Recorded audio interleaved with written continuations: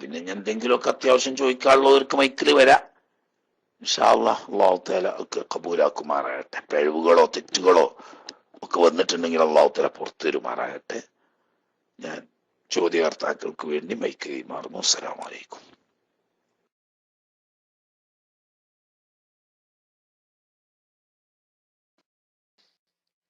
അസ്സലാമു വറഹ്മത്തുള്ളാഹി.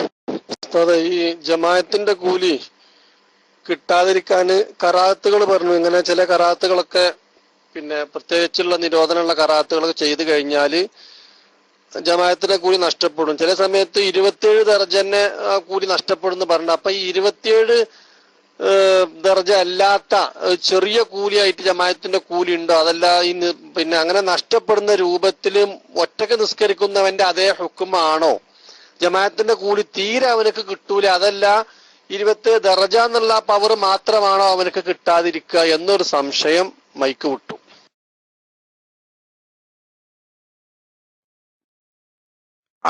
അത് നല്ല സംശയ. ജമാഅത്ത് സംബന്ധമായ കറാത്ത്, എല്ലാ കറാത്തും അല്ല, അത് വേറിച്ച് മനസ്സിലാക്കണം നമ്മള്. ജമാഅത്ത് സംബന്ധമായ കറാത്ത് കാരണം ഈ ജമാഅത്ത് മുഖേന മാത്രം വരുന്നതും ഇല്ലാത്തപ്പോൾ വരാത്തതുമായ തരത്തിലുള്ള ജമാഅത്ത് സംബന്ധമായ കറാത്ത് സംഭവിച്ചാലാണ് ജമാഅത്തിന്റെ ഫളീലത്ത് പോകുക എന്ന് പറഞ്ഞത്. അതുകൊണ്ട് പോകുക എന്ന് പറയുന്നത് 27 ദർജ എന്ന് പറയുന്നതേ പോവുള്ളൂ, എന്നാൽ ഒറ്റക്ക് നിസ്കരിക്കുന്നത് പോലെയല്ല. മനസ്സിലായില്ലേ? എന്തുകൊണ്ടെന്ന് വെച്ചാൽ ഏറ്റവും ചുരുങ്ങിയത് ഫർദ് കിഫായ ആണെങ്കിൽ അതിനാൽ അത് ഒഴിവാക്കിയതിനാൽ ഉണ്ടാവുന്ന കുറ്റത്തിൽ നിന്ന് രക്ഷപ്പെടും. മുഅക്കദായ സുന്നത്താണ് ജമാഅത്ത് എന്ന് പറഞ്ഞാൽ അതിൽ മുഅക്കദായ സുന്നത്ത് ഒഴിവാക്കൽ കറാഹത്താണ്, ആ കറാഹത്തിൽ നിന്ന് രക്ഷപ്പെടാൻ കഴിയും. തന്നെയല്ല ജമാഅത്തിന്റെ ത്വലബ് വീടും, ആ നിലക്കുള്ള ഒരു ഫളീലത്ത് കിട്ടും. പക്ഷെ 27 ദർജ ഉണ്ടാവില്ല മാത്രം.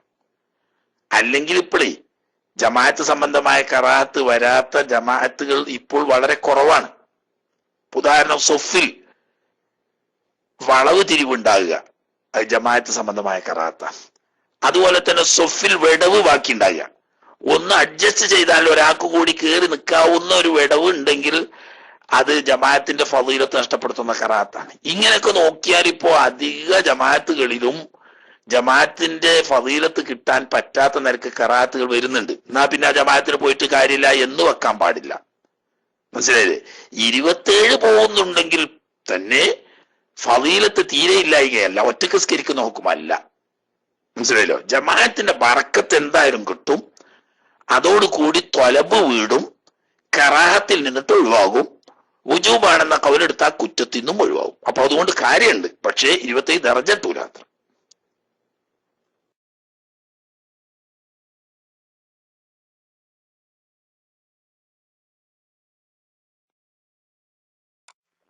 അസ്സലാമു അലൈക്കും വറഹ്മത്തുള്ളാഹി വബറകാതുഹു.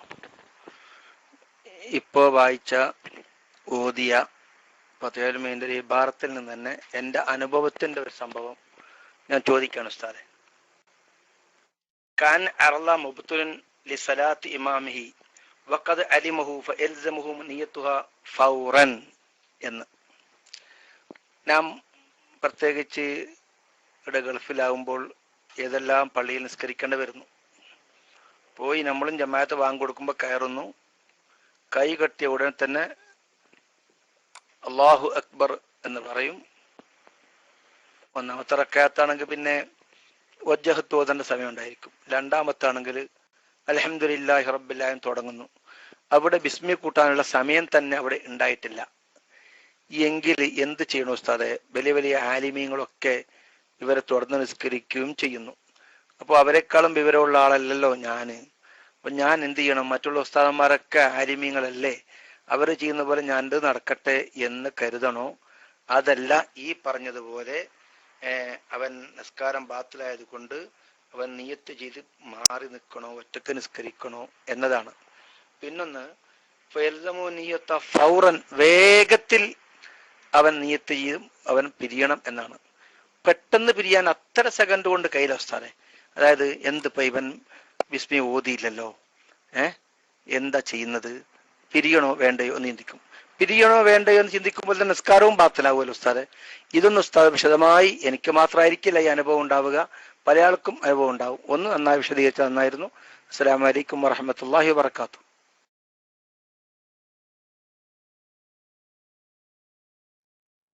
വഅലൈക്കും അസ്സലാം വറഹ്മത്തുള്ളാഹി.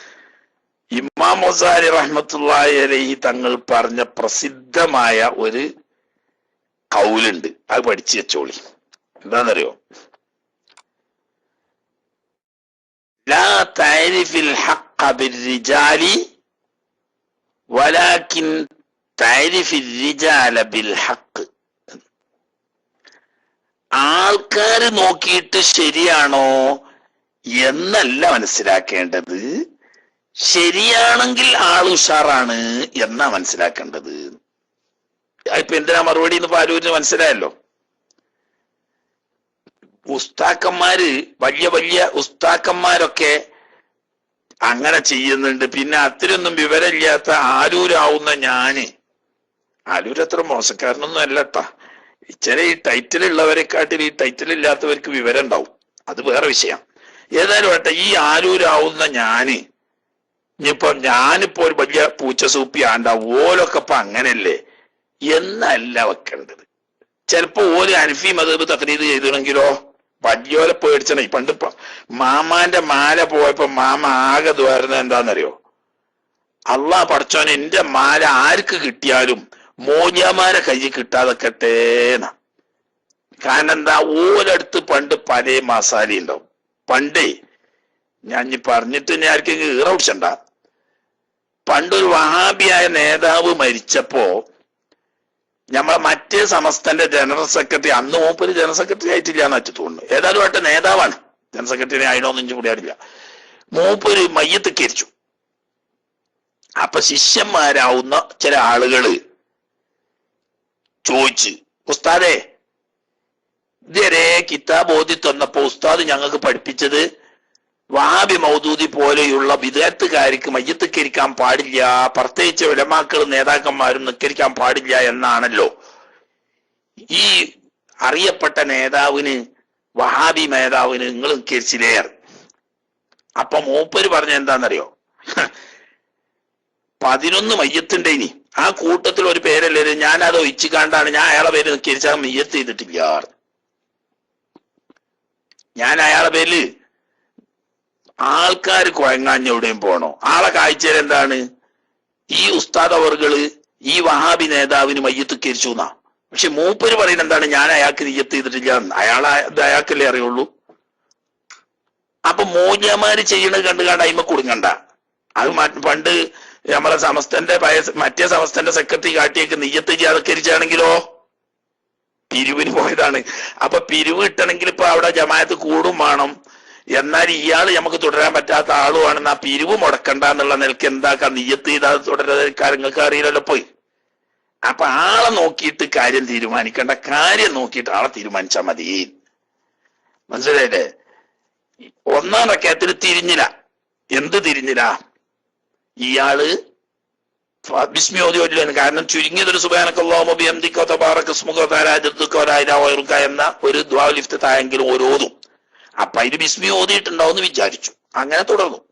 2-ാം റക്അത്തിൽ അല്ലാഹു അക്ബർ അൽഹംദുലില്ലാഹി റബ്ബിൽ ആലമീൻ എന്ന് പറഞ്ഞപ്പോ ഇയാൾ ബിസ്മി ഓതിയിട്ടില്ല എന്ന് ഉറപ്പായി. ഉടനെ മുഫാറഖത്ത് ചെയ്യണം, ആലോചിക്കാൻ നാക്കാൻ പാത്രവും. കാരണം എന്താ, നാറിയോനെ പേറിയോനും നാറുന്ന അവിടെ ഇല്ലേ അല്ലൂരിന്. നാറിയോനെ പേറിയാല് പേറിയോനും നാറുന്ന. അപ്പൊ ഇവന്റെ നിസ്കാരം ബാത്തിലാണെന്ന് ബോധ്യപ്പെട്ടാൽ ഉടനെ വിട്ടിട്ടില്ലെങ്കിൽ ഇവന്റെ പോകുന്നു. ബാത്തിലായ നിസ്കാരത്തിൽ തുടർന്നാൽ ഇവന്റെ നിസ്കാരം ബാത്തിലാവുന്നു. അതപ്പൊ പറഞ്ഞതിന്റെ അർത്ഥം. അപ്പൊ ഉടനെ വിട്ടോളണം. നിങ്ങൾ ആരോ എന്താ ഇപ്പൊ മാണ്ടിയ മുഫാറക്കത്ത് ചെയ്യണോ? അതല്ല, ഇനിയിപ്പോ അതിൽ തന്നെയാണ് ഏച്ചു കൂട്ടണോ? അപ്പോ നിങ്ങളെ നിസ്കാരം കുളത്തിലായി, ഇനി രണ്ടാമത് പറ്റുന്ന് തുടങ്ങേണ്ടി വരും. അല്ലെങ്കിൽ പിന്നെ ആദ്യം തന്നെ അയാൾ ഹനഫിക്കാരനാണ് നിങ്ങൾ മനസ്സിലാക്കി ഹനഫി മദ്ഹബ് തഖ്ലീദ് ചെയ്തുകൊണ്ട് അതനുസരിച്ച് നിങ്ങൾ നിസ്കരിക്കണം, എന്നാൽ കുഴപ്പമൊന്നുമില്ല. ആൾക്കാർ ഉസ്താദന്മാരെ കണ്ടിട്ട് നിങ്ങൾ കുടുങ്ങണ്ട. വലിയൊരു ഉസ്താദ് അപ്പൊ പറഞ്ഞ് നിയ്യത്ത് ചെയ്യാതെ വഹാബിക്ക് കരിച്ചു, ജനങ്ങളെ കാഴ്ചയിൽ ഉസ്താദ് കരിച്ചും ചെയ്തിന്. മൂപ്പരെടുക്കൽ മൂപ്പര് നിയ്യത്ത് ചെയ്തിട്ടില്ല, അതുകൊണ്ട് മൂപ്പര് കരിച്ചിട്ടില്ല. അപ്പൊ എന്നേക്ക് ഈ നിൽക്കുന്ന ഉസ്താദന്മാരെ നമ്മൾ കുറ്റം പറയേണ്ട. ഓല് ചിലപ്പോ ആണെങ്കിൽ അയാളോട് തുടരാൻ നിയ്യത്ത് ചെയ്തിട്ടുണ്ടാവില്ല. അത് കഴിഞ്ഞു. പിന്നെന്താ?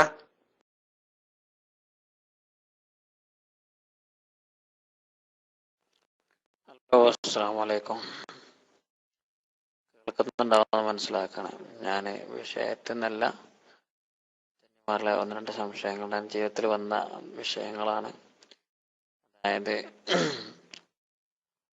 നെയ്യത്ത് എടുക്കുന്ന സമയത്ത് നെയ്യത്ത് കിട്ടുന്നില്ല എന്നൊരു വിശ്വാസം ഉണ്ടാകുക. വിഷയത്തിൽ നെയ്യത്തില്ലാതെ ഇപ്പം വുളു ആയാലും നിസ്കാരമായാലും നെയ്യത്ത് കിട്ടുന്നില്ല എന്നൊരു വിശ്വാസത്തിൽ എപ്പോഴും നെയ്യത്ത് കിട്ടില്ല. അപ്പം നെയ്യത്ത് ഇല്ലാത്തൊരു വുളുവും നിസ്കാരവും ഉണ്ടാകുമോ? അതെ, ആള് എന്നോട് ചോദിച്ചപ്പോൾ ഞാൻ അദ്ദേഹത്തിന് മറുപടി കൊടുക്കാൻ കിട്ടിയിട്ടില്ല. അയാളുടെ ജീവിതത്തിൽ വന്ന വിഷയങ്ങളാണ്. അയാൾ നിരന്തരം ആ വിഷയത്തിൽ കുടുങ്ങി ഒന്നുമില്ലാതെ എന്നുള്ളതാണ് ഉള്ളത്. വസ്വാസിൽ അയാൾ കുടുങ്ങി കിടക്കുകയെന്നാണ് അയാൾ പറയുന്നത്. അപ്പം അദ്ദേഹത്തിന് വേണ്ടിയിട്ട് നല്ലൊരു മറുപടി കാത്തിരിക്കുകയാണ്. പിന്നെ ഉസ്താദ് മറ്റൊരു വിഷയം പറഞ്ഞു. ഈ ഇപ്പം വന്ന മസാലയിൽ, അതായത് ഇപ്പം പിന്നെ ഉസ്താദുമാര് മറ്റേ മതവ് മാറിയിട്ടുണ്ടാകുമെന്ന്, നഫി മതബിലേക്കോ മാലിക് അമ്പലി മതബിലേക്കോ മാറിയിട്ടുണ്ടാകും. അപ്പോൾ അങ്ങനെ മാറാനുള്ള ഷർത്തുകൾ എന്തൊക്കെയെന്ന് ഓർമ്മപ്പെടുത്തിയ. ഓക്കെ ഓക്കെ ഓക്കെ ഇൻഷാ.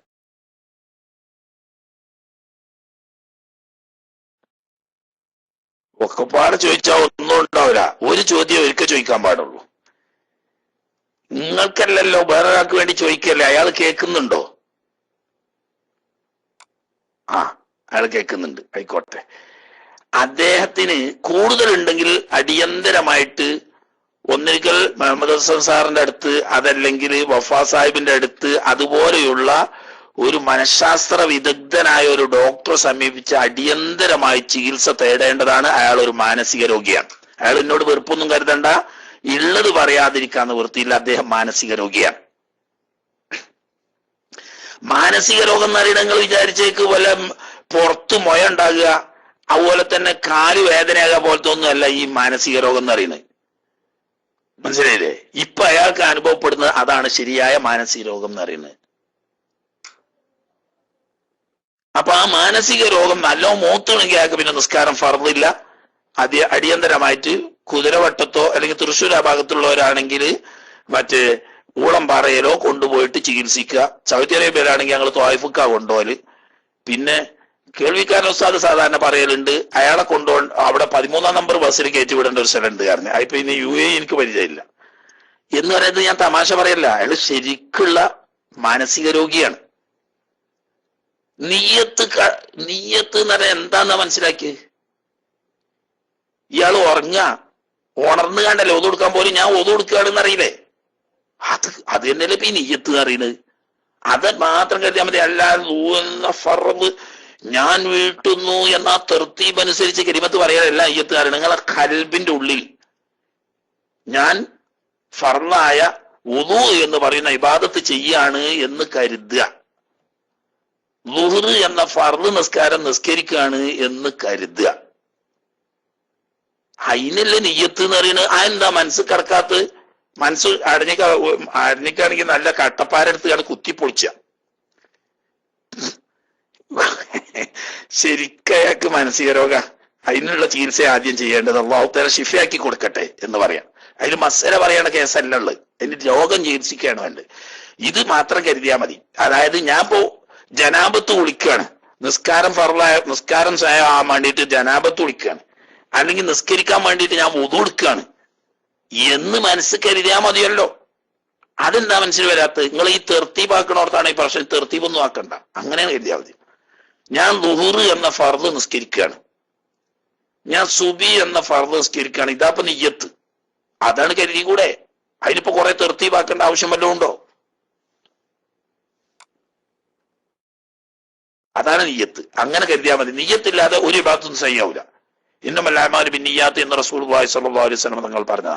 നിയ്യത്ത് നമ്മൾ ഈ തെർത്തീബാക്കി എങ്ങനെ പണ്ട് ഉസ്വല്ലി ഫർളൽ ളുഹ്രി അർബഅ തക്ബീറാത്തിൻ മഅൽ ഇമാമി മുതവജ്ജിഹൻ ഇലൽ ഖിബത്തി അദാഅൻ ലില്ലാഹി തആല, ഇതിനല്ല നിയ്യത്ത് അറിയുന്നത്. അത് നിയ്യത്തല്ല, അതിങ്ങനെ ഒരു ചെല്ലിപ്പറച്ചില. നിയ്യത്ത് നിങ്ങളെ കൽബിൽ കരുതുക. എന്ത് കരുതുക?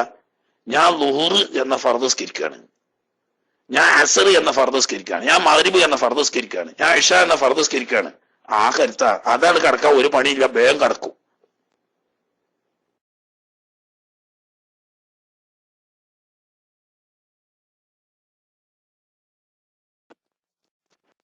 ഉസ്താദെ ഒന്നുകൂടി ചോദിക്കാണ്ട്, അതായത് അതെന്റെ വ്യക്തിപരമായ ചോദ്യമാണ്. ഉസ്താദ് പറഞ്ഞല്ലോ ഉസ്താദ്മാരെ മദ്ഹബ് വലിയ വലിയ ഉസ്താദന്മാരെ മദ്ഹബ് മാറുന്നുണ്ടാകാം ഇല്ല എന്നുള്ളത് ആ വിഷയത്തില്. അപ്പൊ മദ്ഹബ് മാറാം, അപ്പം ഷാഫി മദ്ഹബിൽ നിന്ന് ഹനഫി മദ്ഹബിലേക്കോ അല്ലെങ്കിൽ മറ്റു മദ്ഹബിലേക്കോ മാറാനുള്ള മാനദണ്ഡം. അപ്പൊ നമ്മളിപ്പോൾ പള്ളിയിൽ എത്തിപ്പെട്ടു, അപ്പൊ പരിചയപ്പെട്ടപ്പോൾ മനസ്സിലായി ഇവിടുത്തെ ഇമാം ഷാഫി മദ്ഹബുകാരനല്ല ഹനഫി മദ്ഹബുകാരനാണ് നമുക്ക് മനസ്സിലായി. ഒന്നുകിൽ എന്തെങ്കിലും അവിടുത്തെ സാഹചര്യത്തിലേക്കോ അല്ലെങ്കിൽ അവിടെ ആളുകളെ പരിചയപ്പെട്ടോ മനസ്സിലായി. അപ്പൊ നമുക്ക് അദ്ദേഹത്തോടൊപ്പം പൂർണ്ണമായി നിസ്കരിക്കണം എന്നൊരു തോതുണ്ടാകും, എന്നൊരവസ്ഥ വരികയാണെങ്കിൽ ആ മദ്ഹബ് മാറലേക്കുള്ള മാനദണ്ഡം എന്തൊക്കെയാണ് നമ്മൾ ശ്രദ്ധിക്കേണ്ടത്? അപ്പം ഇങ്ങനൊക്കെ കാര്യങ്ങൾ ചെയ്താലേ ആ മദ്ഹബിലേക്ക് മാറിയിട്ടുള്ളൂ എന്ന് മനസ്സിലാക്കാൻ കഴിയണം. അപ്പൊ അതിനുള്ള മാർഗങ്ങൾ എന്താ ഉസ്താദ് പറഞ്ഞാൽ വളരെ ഉപകാരമായിരുന്നു. അസ്സലാമു അലൈക്കും. ഒരു സ്വന്തം വിഷയമാണ്, ഒരു വളരെ അറിയേണ്ട വിഷയമാണ്, മനസ്സിലായി. എന്നാലും ചുരുക്കി പറഞ്ഞുതരാം. ഒന്ന്, നമ്മളിപ്പോൾ നിലകൊള്ളുന്ന ഷാഫി മദ്ഹബിനേക്കാൾ ആ മദ്ഹബാണ് കൂടുതൽ ശരി എന്ന് മനസ്സാൽ അംഗീകരിക്കുന്നതിനാണ് മദ്ഹബിനെ ഇഖ്തിയാർ ചെയ്യാന്ന് പറയുന്നത്. ഒന്നതാണ്, അതിനാണ് മദ്ഹബ് മാറുക അറിയുന്നത്. അത് മൊത്തം മാറുകയാണെങ്കിൽ മൊത്തം, അല്ലെങ്കിൽ ഒരു വിഷയത്തിലാണെങ്കിൽ ആ വിഷയത്തിൽ. ഉദാഹരണം, നിസ്കാരത്തിന്റെ വിഷയത്തിൽ ഹനഫി മദ്ഹബാണ് മറ്റ് മദ്ഹബുകളെക്കാൾ അഫ്ളൽ ഉത്തമമായത്, ശരിയായത് എന്ന് മനസ്സിൽ അംഗീകരിച്ചു കഴിഞ്ഞാൽ ഹനഫി മദ്ഹബിനെ ഇഖ്തിയാർ ചെയ്തു. ഉംറ ചെയ്യുമ്പം ഉംറക്ക് ഹനഫി മദ്ഹബാണ് മറ്റ് മദ്ഹബുകളെക്കാൾ ഉത്തമം എന്ന് നിങ്ങൾ മനസ്സാൽ അംഗീകരിച്ചാൽ ഈ വിഷയത്തിൽ ഹനഫി മദ്ഹബിനെ ഇഖ്തിയാർ ചെയ്തു. അപ്പോ ഏറ്റവും ചുരുങ്ങിയത് നമ്മൾ നിലകൊള്ളുന്ന മദ്ഹബ് ഏതാണോ അതിനേക്കാൾ, അതുപോലെ മറ്റൊരു സുന്നത്ത് വൽ ജമാഅത്തിന്റെ മദ്ഹബിനേക്കാൾ ഏറ്റവും ഉത്തമമായത് ഈ മദ്ഹബാണ് എന്ന് വിശ്വസിക്കലാണ് മദ്ഹബിനെ തെരഞ്ഞെടുക്കുക എന്ന് പറയുന്നത്. ആദ്യം അത് ചെയ്യണം. രണ്ടാമത്, ആ മദ്ഹബിൽ ഈ ഇബാദത്തിന്റെ ഷർത്ത്, ഫർള്, ബാത്തിലാവുന്ന കാര്യം എന്നിവ മനസ്സിലാക്കിയിരിക്കണം. സുന്നത്തും ആദാബൊക്കെ മനസ്സിലാക്കിയാൽ നല്ലതാണ്, പക്ഷെ നിർബന്ധമില്ല. ആ മദ്ഹബിൽ നിസ്കാരമാണെങ്കിൽ നിസ്കാരത്തിന്റെ ഷർത്ത് ഏതൊക്കെയാണ്, ഫർള് ഏതൊക്കെയാണ്, നിസ്കാരം ബാത്തിലാവുന്ന കാര്യങ്ങൾ ഏതൊക്കെയാണ് എന്നതെങ്കിലും ചുരുങ്ങിയത് മനസ്സിലാക്കണം. എന്നിട്ട് അതനുസരിച്ച് അമൽ ചെയ്യണം, അല്ലെങ്കിൽ സഹിയാവൂല. ഈ രണ്ട് കാര്യം, ഒന്നാമത് ആദ്യമായി മദ്ഹബ് ഇഖ്തിയാർ ചെയ്യണം. രണ്ടാമത് ആ മദ്ഹബ് അനുസരിച്ച് സഹീഹാകാൻ ആവശ്യമായ ഇൽമു വേണം. അതിനാണ് ഫർള് ഷർത്ത് ബാത്തിലാവുന്ന കാര്യം എന്ന് പറഞ്ഞാൽ എന്നാലേ നിസ്കാരം ചെയ്യാവുള്ളൂ. നിസ്കാരം എന്നൊരു ഉദാഹരണം, ഏത് ഇബാദത്താണെങ്കിലും അങ്ങനെ. ഉംറയാണെങ്കിൽ ഉംറന്റെ ഷർത്ത്, ഫർള്, അതിന്റെ വാജിബാത്തുകൾ, അതിന്റെ മുഹറമാത്തുകൾ എന്നിവ. അപ്പൊ രണ്ട് കാര്യം വേണം. ഒന്ന്, ആ ഇബാദത്ത് സഹിയാൻ ആവശ്യമായ നിർബന്ധമായ അറിവ് ആ മദ്ഹബ് സംബന്ധമായത് ഉണ്ടാവണം. അതിന്റെ മുമ്പ് മറ്റ് മദ്ഹബുകളെക്കാൾ ആ മദ്ഹബാണ് കൂടുതൽ ഉത്തമം എന്ന് ഇഖ്തിയാർ ചെയ്യണം. ഈ രണ്ടും ചെയ്തെങ്കിൽ മാത്രമേ മദ്ഹബ് മാറാൻ പറ്റൂ, അല്ലാതെ പറ്റൂല.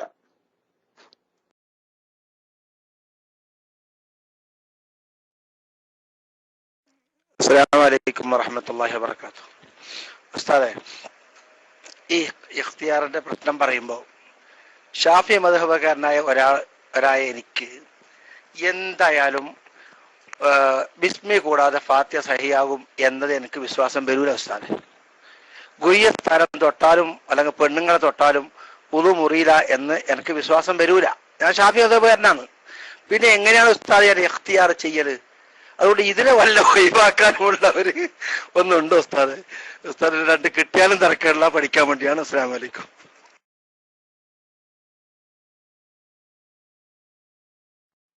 മദ്ഹബ് മാറുക എന്ന് പറഞ്ഞാൽ തന്നെ ഈ മദ്ഹബിനെ ഇഖ്തിയാർ ചെയ്യലാണ് ആലൂരെ. അത് വിട്ടിട്ടുള്ള ഒരു കളി. അതുകൊണ്ടാ പണ്ട് നിങ്ങൾ കേട്ടിട്ടില്ലേ, മഹാനായ ശംസുൽ ഉലമ ഹജ്ജിന് വന്നപ്പം ആലിയാജി എന്ന് പറഞ്ഞിട്ടൊരു ഉസ്താദ് ഉണ്ട്. ഇനി ആലിയാജി എന്നാ വിളിക്കലെങ്കിലും അയാൾ നല്ല ഉസ്താദ് തന്നെ. പക്ഷേ ശംസുൽ ഉലമക്കുള്ള ചോദിച്ചു നോക്കുമ്പം ഒരു സാധാരണക്കാരനാണ്. ഖാദിമായിട്ട് അതിന് മൂപ്പരുണ്ടായിരുന്നു. അങ്ങനെ മൂപ്പര് സ്വന്തം അനുഭവം പറഞ്ഞതാ. ഞാൻ ഓതുന്ന കാലത്ത് ഈ ആലിയാജി ഒരിക്കൽ ശംസുൽ ഉലമയെ പറ്റി ഇങ്ങനെ പറഞ്ഞപ്പോ ത്വവാഫ് തുടങ്ങി, തിരക്കുള്ള സമയമാണ്. ഇടക്ക് ഏതോ പെണ്ണുങ്ങൾ വന്ന് തൊട്ടു. അപ്പൊ അവിടെ വെച്ച് നിർത്തി മൂപ്പര് പോയിട്ട് വുളു എടുത്തു വന്നു. രണ്ടാമത് തുടർന്ന് തവാഫ് തുടങ്ങി. കുറച്ച് കഴിഞ്ഞപ്പോ പിന്നെ വേറെ പെണ്ണ് തൊട്ടു. അപ്പൊ അവിടെ നിർത്തി വെച്ച് പോയി വുളു എടുത്തു വന്നു. ഇങ്ങനെ ഒരു തവാഫിൽ 3 പ്രാവശ്യം വുളു എടുത്തു വന്നു. ഇത് കണ്ടപ്പം ആര്യാജി പറയാൻ, ഞാൻ ചോദിച്ചു, ഉസ്താദായിട്ടുള്ളവരെ, ഇത്രയും പ്രയാസപ്പെടുന്നതിനേക്കാൾ നല്ലത് ഹനഫി മദ്ഹബിനെ തഖ്ലീദ് ചെയ്തുകൂടെ എന്ന് പറഞ്ഞപ്പോ ശംസുൽ ഉലമ അതിന് പറഞ്ഞൊരു മറുപടി ഉണ്ട്. അത് നമ്മൾ എഴുതി വെക്കേണ്ട മറുപടി. എടോ, അതൊക്കെ ബുദ്ധിമുട്ടാണ്. ഹനഫി മദ്ഹബിനെ തഖ്ലീദ് ചെയ്തുകൂടെ എന്ന് ചോദിച്ചപ്പോൾ ശംസുൽ ഉലമ പറഞ്ഞ മറുപടി, എടോ അതൊക്കെ ബുദ്ധിമുട്ടാണ്. എന്ത് ബുദ്ധിമുട്ടാണ്? പഠിക്കാൻ ബുദ്ധിമുട്ടാണെന്നാ? ഒരിക്കലുമല്ല. ആരാ ശംസുൽ ഉലമ നിങ്ങൾക്കറിയോ?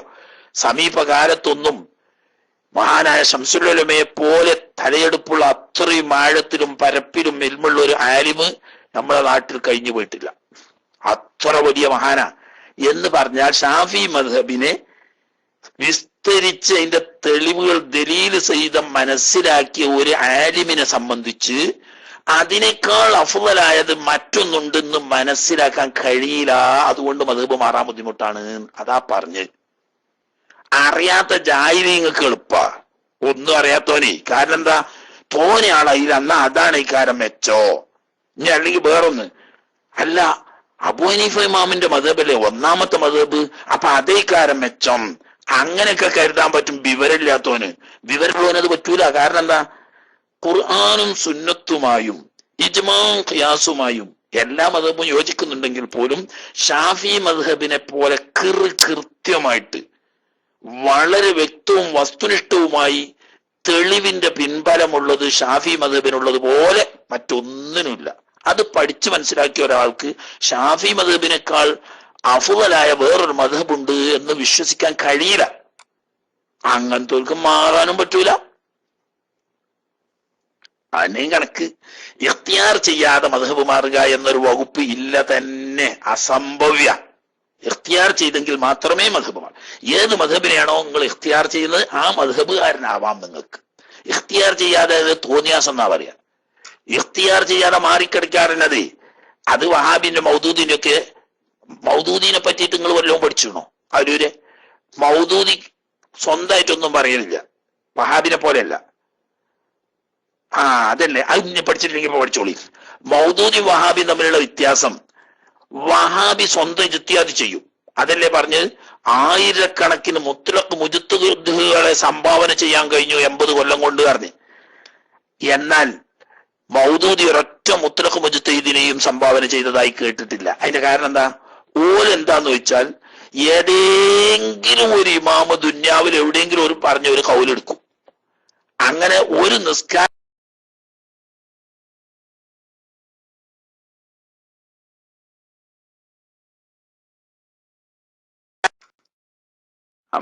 DC ആയതല്ല, മൈക്ക് പോയതാ. അപ്പൊ എന്തേ പറഞ്ഞു വെച്ചാല് ഇഖ്തിയാർ ചെയ്യാതെ മദ്ഹബിൽ അങ്ങോട്ടും ഇങ്ങോട്ടും ചാടിക്കളിക്കുന്നത് മൗദൂദിയുടെ മാർഗമാണ്. അത് ഇസ്ലാമിന്റെ ശൈലിയല്ല. മറിച്ച് എല്ലാം അഹ്ലു സുന്നത്ത് വൽ ജമാഅത്തിന്റെ മദ്ഹബുകളൊക്കെ സഹീഹാണെന്ന് പറയുമ്പോൾ തന്നെ അതിൽ ഏതെങ്കിലും ഒന്നിനെ ഇഖ്തിയാർ ചെയ്യുന്നതിനാണ് ഒരു മദ്ഹബ് അംഗീകരിക്കുക എന്ന് പറയുന്നത്.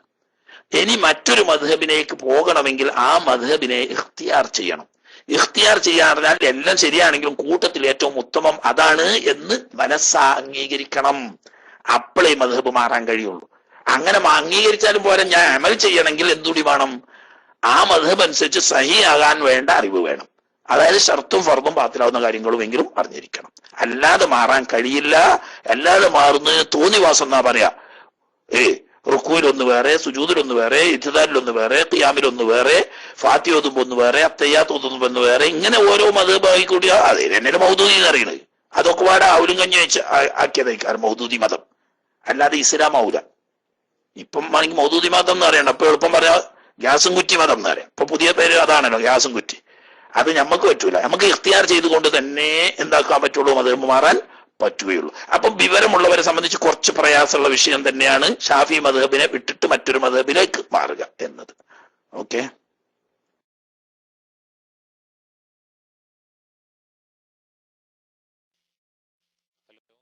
അസ്സലാമു അലൈക്കും വറഹ്മത്തുള്ളാഹി വബറകാതുഹു. ഉസ്താദെ, ഈ സ്ത്രീകളെ തൊട്ടാൽ ഒളിമുറിയുന്ന ഇതുണ്ടല്ലോ, അപ്പൊ അത് തൊലി തമ്മിൽ ചേരുമ്പോഴാണോ അല്ല ഇതാണോ എന്ന് വ്യക്തമാക്കിയാൽ.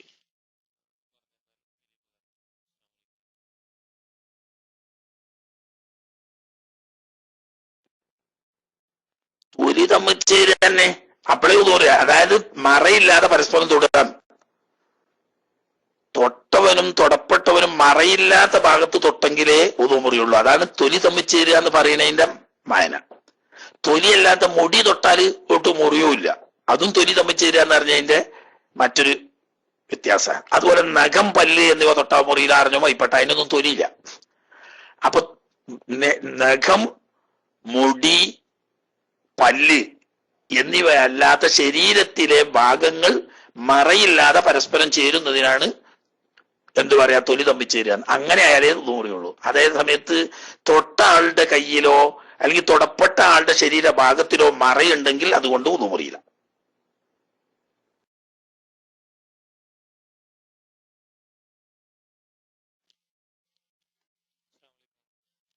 ഈ തവാഫ് ചെയ്യുമ്പോഴും അത് ചെയ്യുമ്പോഴും അപ്പൊ നമ്മളുടെ ഇത് പ്രകാരം ഉളു മുറിയില്ലല്ലോ.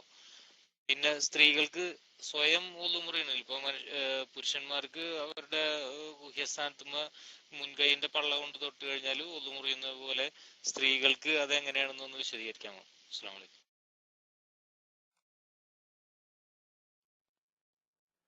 പുതിയ ആളായിരിക്കുന്നു വിചാരിക്കുന്നു, അതൊക്കെ നമ്മൾ വളരെ വിശദമായി പറഞ്ഞു പോയതാണ്, പല ആവർത്തി അത് പറഞ്ഞതുമാണ്.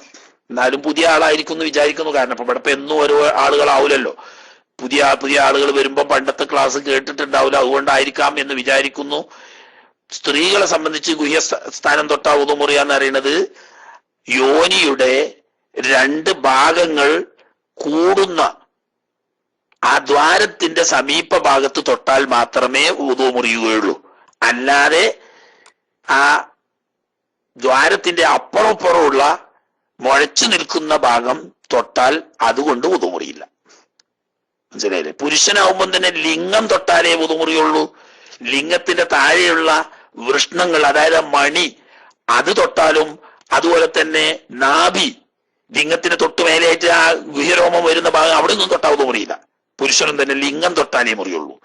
അതുപോലെ സ്ത്രീയെ സംബന്ധിച്ച് യോനിയുടെ മുഖത്ത് 2 ഭാഗത്തെ തെല്ലുകൾ കൂടുന്ന ദ്വാരത്തിന്റെ സമീപത്തുള്ള ഭാഗം തൊട്ടെങ്കിൽ മാത്രമേ വുദു മുറിയുള്ളൂ. ബാക്കിയുള്ള ഭാഗങ്ങളൊന്നും തൊട്ടാൽ വുദു മുറിയില്ല.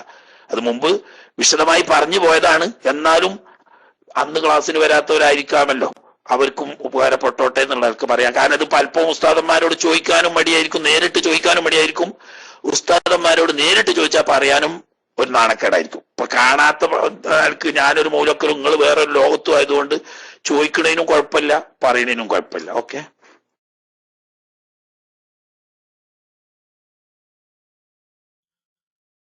അസ്സലാമു അലൈക്കും ഉസ്താദേ. ഞാന് നിസ്കാരത്തിന്റെ ഈ വിഷയത്തിനല്ല, ഒരു നോമ്പിനെ കുറിച്ചുള്ള ഒരു മസല ചോദിക്കുന്നത്. അതില് പ്രശ്നം ഉണ്ടാവില്ല എന്ന് വിചാരിക്കുന്നു. നോമ്പിന് നമ്മള് പിന്തിച്ച് കാരണത്താൽ ഇപ്പൊ ഒരു 10-15 വർഷം മുമ്പുള്ള ഒരു നോമ്പിന് വേണ്ടി 15 മുദ്ദ് അള്ളാഹു വീട്ടിനോട് കൂടെ 15 മുദ്ദ് കൊടുക്കണം എന്നുള്ളതാണ് നിയമം. അങ്ങനെ ആ മുദ്ദ് കൊടുക്കാൻ ഒരാൾക്ക് ഒരു കണക്കൂട്ടി നോക്കുമ്പോൾ ഒരുപാട് ഒരു സംഖ്യന്റെ അരി കൊടുക്കാനുണ്ടാവും. അങ്ങനെ കൂട്ടുകയാണെങ്കിൽ ഒരാൾക്ക് കൂട്ടുക ഒരു 10-30 വർഷം മുമ്പ് കളായി പോയ ഒരാളാണ്. അപ്പൊ അയാൾക്ക് ഇപ്പൊ കണക്കൂട്ടുകയാണെങ്കിൽ 300 കിലോത്തിലേറെ കൊടുക്കേണ്ടി വരും. അപ്പൊ അയാൾക്ക് അങ്ങനെ സാമ്പത്തികമായിട്ട് ശേഷിയൊന്നും ഇല്ല അത് കൊടുക്കാൻ. എന്നാൽ അവിടെ അതിന് പരിഹാരമായിട്ട് എന്താണ്, ആ ഫിദിയക്ക് പരിഹാരമായിട്ട് എന്താണുള്ളത് എന്നാണ് അറിയാൻ ആഗ്രഹിക്കുന്നത്. അസ്സലാമു അലൈക്കും.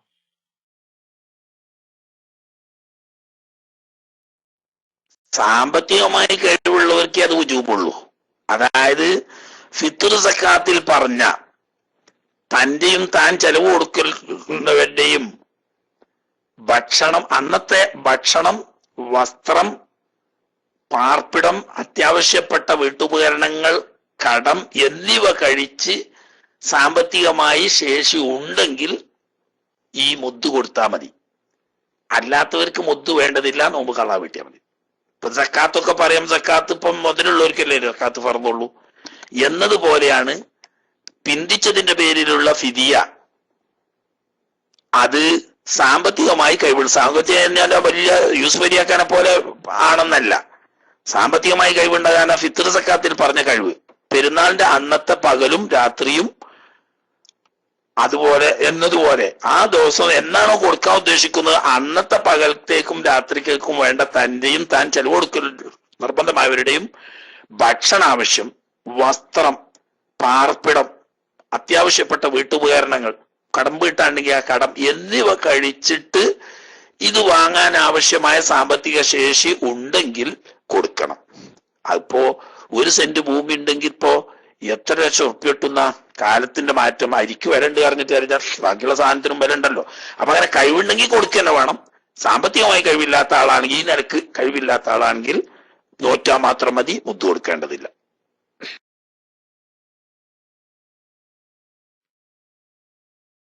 വലൈക്കും, അത് മനസ്സിലായി.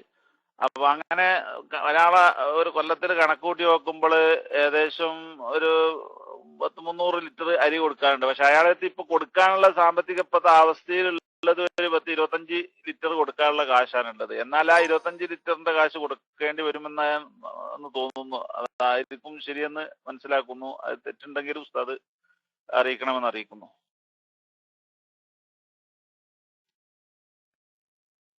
കഴിവുണ്ടെങ്കിൽ കൊടുക്കുക, മുഴുവൻ കൊടുക്കാൻ കഴിവുണ്ടെങ്കിൽ മുഴുവൻ കൊടുക്കുക, ഇല്ലെങ്കിൽ കഴിവുള്ള കൊടുക്കുക. തീരെ കഴിവില്ലെങ്കിൽ ഒന്നും കൊടുക്കണ്ട, നോറ്റാൽ മാത്രം മതി. അതന്നെ.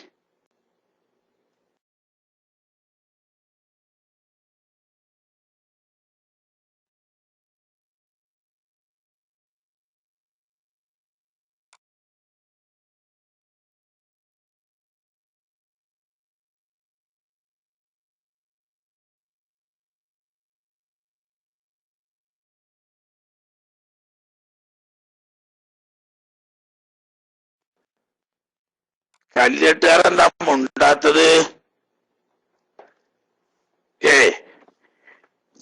കല്ലുവെട്ട് പാറ അല്ലല്ലോ, യൂസുഫ് മൗലവി അല്ലേ, നമ്മളെ പഴയ കാലത്തെ ദായിയായിരുന്നു. ഇപ്പൊ ഗൾഫിക്ക് പോകുന്ന എന്തോ ചെറിയ ബുദ്ധിമുട്ടല്ലോ, എന്തോ പാസ്പോർട്ട് റീഎൻട്രി അടിച്ച് നാട്ടിൽ പോകാൻ നിൽക്കുന്നു, പാസ്പോർട്ട് കിട്ടിയിട്ടില്ല എന്നൊക്കെ പറഞ്ഞിരുന്നു. നമ്മൾ ദുആ ചെയ്തിരുന്നു. എന്തായി? അത് പറയാനാണോ എന്തിനാ വന്നതെന്ന് അറിഞ്ഞില്ല. ഏതായാലും കല്ലുവെട്ടുപാറ ഒന്നും പറയണെങ്കിലും യൂസുഫ് ഉസ്താദ് എന്തെങ്കിലും പറഞ്ഞോളി കേട്ടോ. കല്ലുവെട്ടുകാരൊക്കെ അല്ലാതെ പറയാൻ കഴിഞ്ഞില്ലാന്ന് വരും, അതിനൊച്ച ഉണ്ടാവില്ല.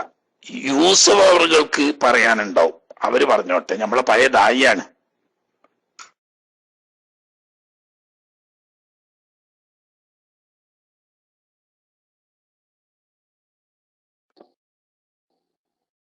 അസ്സലാമു അലൈക്കും വറഹ്മത്തുള്ളാഹി വബറകാതുഹു.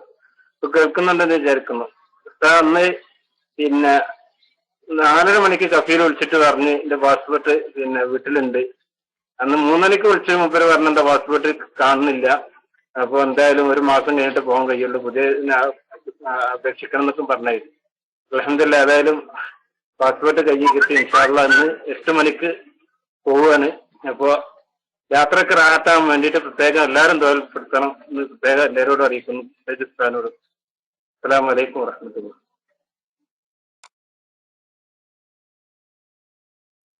വലൈക്കും അസ്സലാം വറഹ്മത്തുള്ളാഹി. മാഷാ അല്ലാഹ്, തബാറക്കല്ലാഹ്. സക്കി ഉസ്താദിന്റെ എന്താ, എന്റെ അമ്മോന്റെ പെങ്ങളെ മകനാണ് യൂസുഫ് കല്ലുവെട്ടുപാറ. മാഷാ അല്ലാഹ്. ഇപ്പൊ മനസ്സിലായല്ലോ, കുറെ കാലം നാട്ടിൽ ദായിയായി നടന്ന് വെറുതെ അല്ല. അപ്പൊ കാര്യപ്പെട്ടില്ലേ, വെറുതെ അല്ല, ഞമ്മളൊന്നും ആരും ഒന്നും അല്ല. പക്ഷേ ഈ മജ്ലിസ് അള്ളാഹ് പൊരുത്തപ്പെട്ട ഇൽമിന്റെ ഖൈറിന്റെ മജ്ലിസാണ്. ഒരുപാട് നിസ്വാർത്ഥരായ സുന്നത്ത് ജമാഅത്തിന്റെ ആളുകൾ ഇതിന് സേവനം ചെയ്യുന്നുണ്ട്. അപ്പൊ അതിൽ വെച്ചിട്ട് ദ്വാരന്നാൽ അള്ളാഹു തആല തരും. ദ്വാരക്കണ ആളെ വലിപ്പം കൊണ്ടല്ല, മറിച്ച് ഈ മജ്ലിസിന്റെ ഖൈറ് കൊണ്ടും ഇതിൽ നല്ലവരായ ഒരുപാട് കുട്ടികള്, സ്ത്രീകള്, അതുപോലെ തന്നെ തങ്ങന്മാര്, ഉസ്താദന്മാരൊക്കെ ഉണ്ട് ആമീൻ പറയുന്നത്. അവരുടെയൊക്കെ ബർക്കത്ത് കൊണ്ട് കണ്ടോ, ഒരു പാസ്പോർട്ട് പോയാൽ രണ്ടാമത് ഡ്യൂപ്ലിക്കേറ്റ് കിട്ടിയാൽ തന്നെ എന്തൊക്കെ പണിയാണ് അതിന്. അത് അന്ന് തന്നെ കിട്ടിയെന്നാ പറഞ്ഞ്. അൽഹംദുലില്ലാഹ്, അല്ലാഹു തആല ബർക്കത്ത് ചെയ്യട്ടെ. അതുപോലെ ഒരുപാട് സങ്കടത്തിലും വിഷമത്തിലും പെട്ട ആളുകൾ നമ്മൾ ഇവിടുന്ന് ദ്വാരക്കലുണ്ട്. പലരുടെതും അല്ലാഹു തആല അത്ഭുതമായി കാണിച്ചു കൊടുക്കലുണ്ട്. അല്ലാഹു തആല ബർക്കത്ത് എന്നും നിലനിർത്തി തരുമാറാകട്ടെ. നമ്മളൊന്നും ആരുമല്ല, ഇതിലുള്ള സയ്യിദന്മാരുടെ ആമീന്റെ ബർക്കത്ത് കൊണ്ടും സ്വാലിഹ്യങ്ങളുടെ ബർക്കത്ത് കൊണ്ടും ഒക്കെയാണ് അല്ലാഹു തആല എല്ലാ ബുദ്ധിമുട്ടുകളിൽ നിന്നിട്ട് നമ്മളെയൊക്കെ സലാമത്താക്കി രക്ഷപ്പെടുത്തുമാറാകട്ടെ. നമ്മളെ പ്രിയപ്പെട്ട യൂസുഫ് മുസ്ലിയാർ നാട്ടിൽ പോവുകയാണ്. അല്ലാഹു തആല യാത്രയൊക്കെ നല്ല റാഹത്തിലും സന്തോഷത്തിലുമാക്കുമാറാകട്ടെ. കുടുംബ ജീവിതത്തിലൊക്കെ നല്ല സന്തോഷവും റാഹത്തും അല്ലാഹു തആല നൽകുമാറാകട്ടെ. നാട്ടിലാവുമ്പോഴും അല്ലാത്തപ്പോഴും ഈ ഇൽമിന്റെ മജ്ലിസിന്, ഈ ക്ലാസ് റൂമിന്, അതുപോലെ സുന്നത്ത് ജമാഅത്തിന്റെ ക്ലാസ് റൂമുകൾക്ക് വേണ്ടി, സുന്നത്ത് ജമാഅത്തിന്റെ സ്ഥാപനങ്ങൾക്കും സംഘടനകൾക്കും വേണ്ടി നമ്മൾ സമയം ഉപയോഗപ്പെടുത്തിയാൽ അതൊരിക്കലും നമുക്ക് നഷ്ടാവൂല. ദുന്യാവിലും നമുക്ക് അതിന്റെ ഫായ്ദ കിട്ടും, ആഖിറത്തിലും കിട്ടും. ആ കൂട്ടത്തിൽ അല്ലാഹു തആല നമ്മളെ ഉൾപ്പെടുത്തി തരുമാറാകട്ടെ എന്ന് ദുആ ചെയ്യുന്നതോടൊപ്പം നാട്ടിൽ ചെന്നാലേ പരമാവധി നമ്മളെ ക്ലാസ് റൂമിന് വേണ്ടിയിട്ട് സഹകരിക്കണം, പ്രവർത്തിക്കണം എന്ന് സ്നേഹപൂർവ്വം ഓർമ്മപ്പെടുത്തി, ഞാൻ പറയേണ്ട ആവശ്യമില്ല, എന്നാലും ഓർമ്മപ്പെടുത്തി അല്ലാഹു തആല യാത്ര ഖൈറിലും ബർക്കത്തിലുമാക്കി തരുമാറാകട്ടെ എന്ന് ആ ലഹറുൽ ഗൈബിലുള്ള ദുആന്റെ ബർക്കത്താണത്. അല്ലാഹു സുബ്ഹാനഹു വ തആല ഇനിയും എല്ലാവിധ ഖൈറും ബർക്കത്തും നമുക്കൊക്കെയും നമ്മുടെ ബന്ധപ്പെട്ടവർക്കും ദുആ വസിയത്ത് ചെയ്തവർക്കും അല്ലാഹു തആല നൽകുമാറാകട്ടെ. ദുആ ചെയ്ത് വൈക്കോട്ടെ.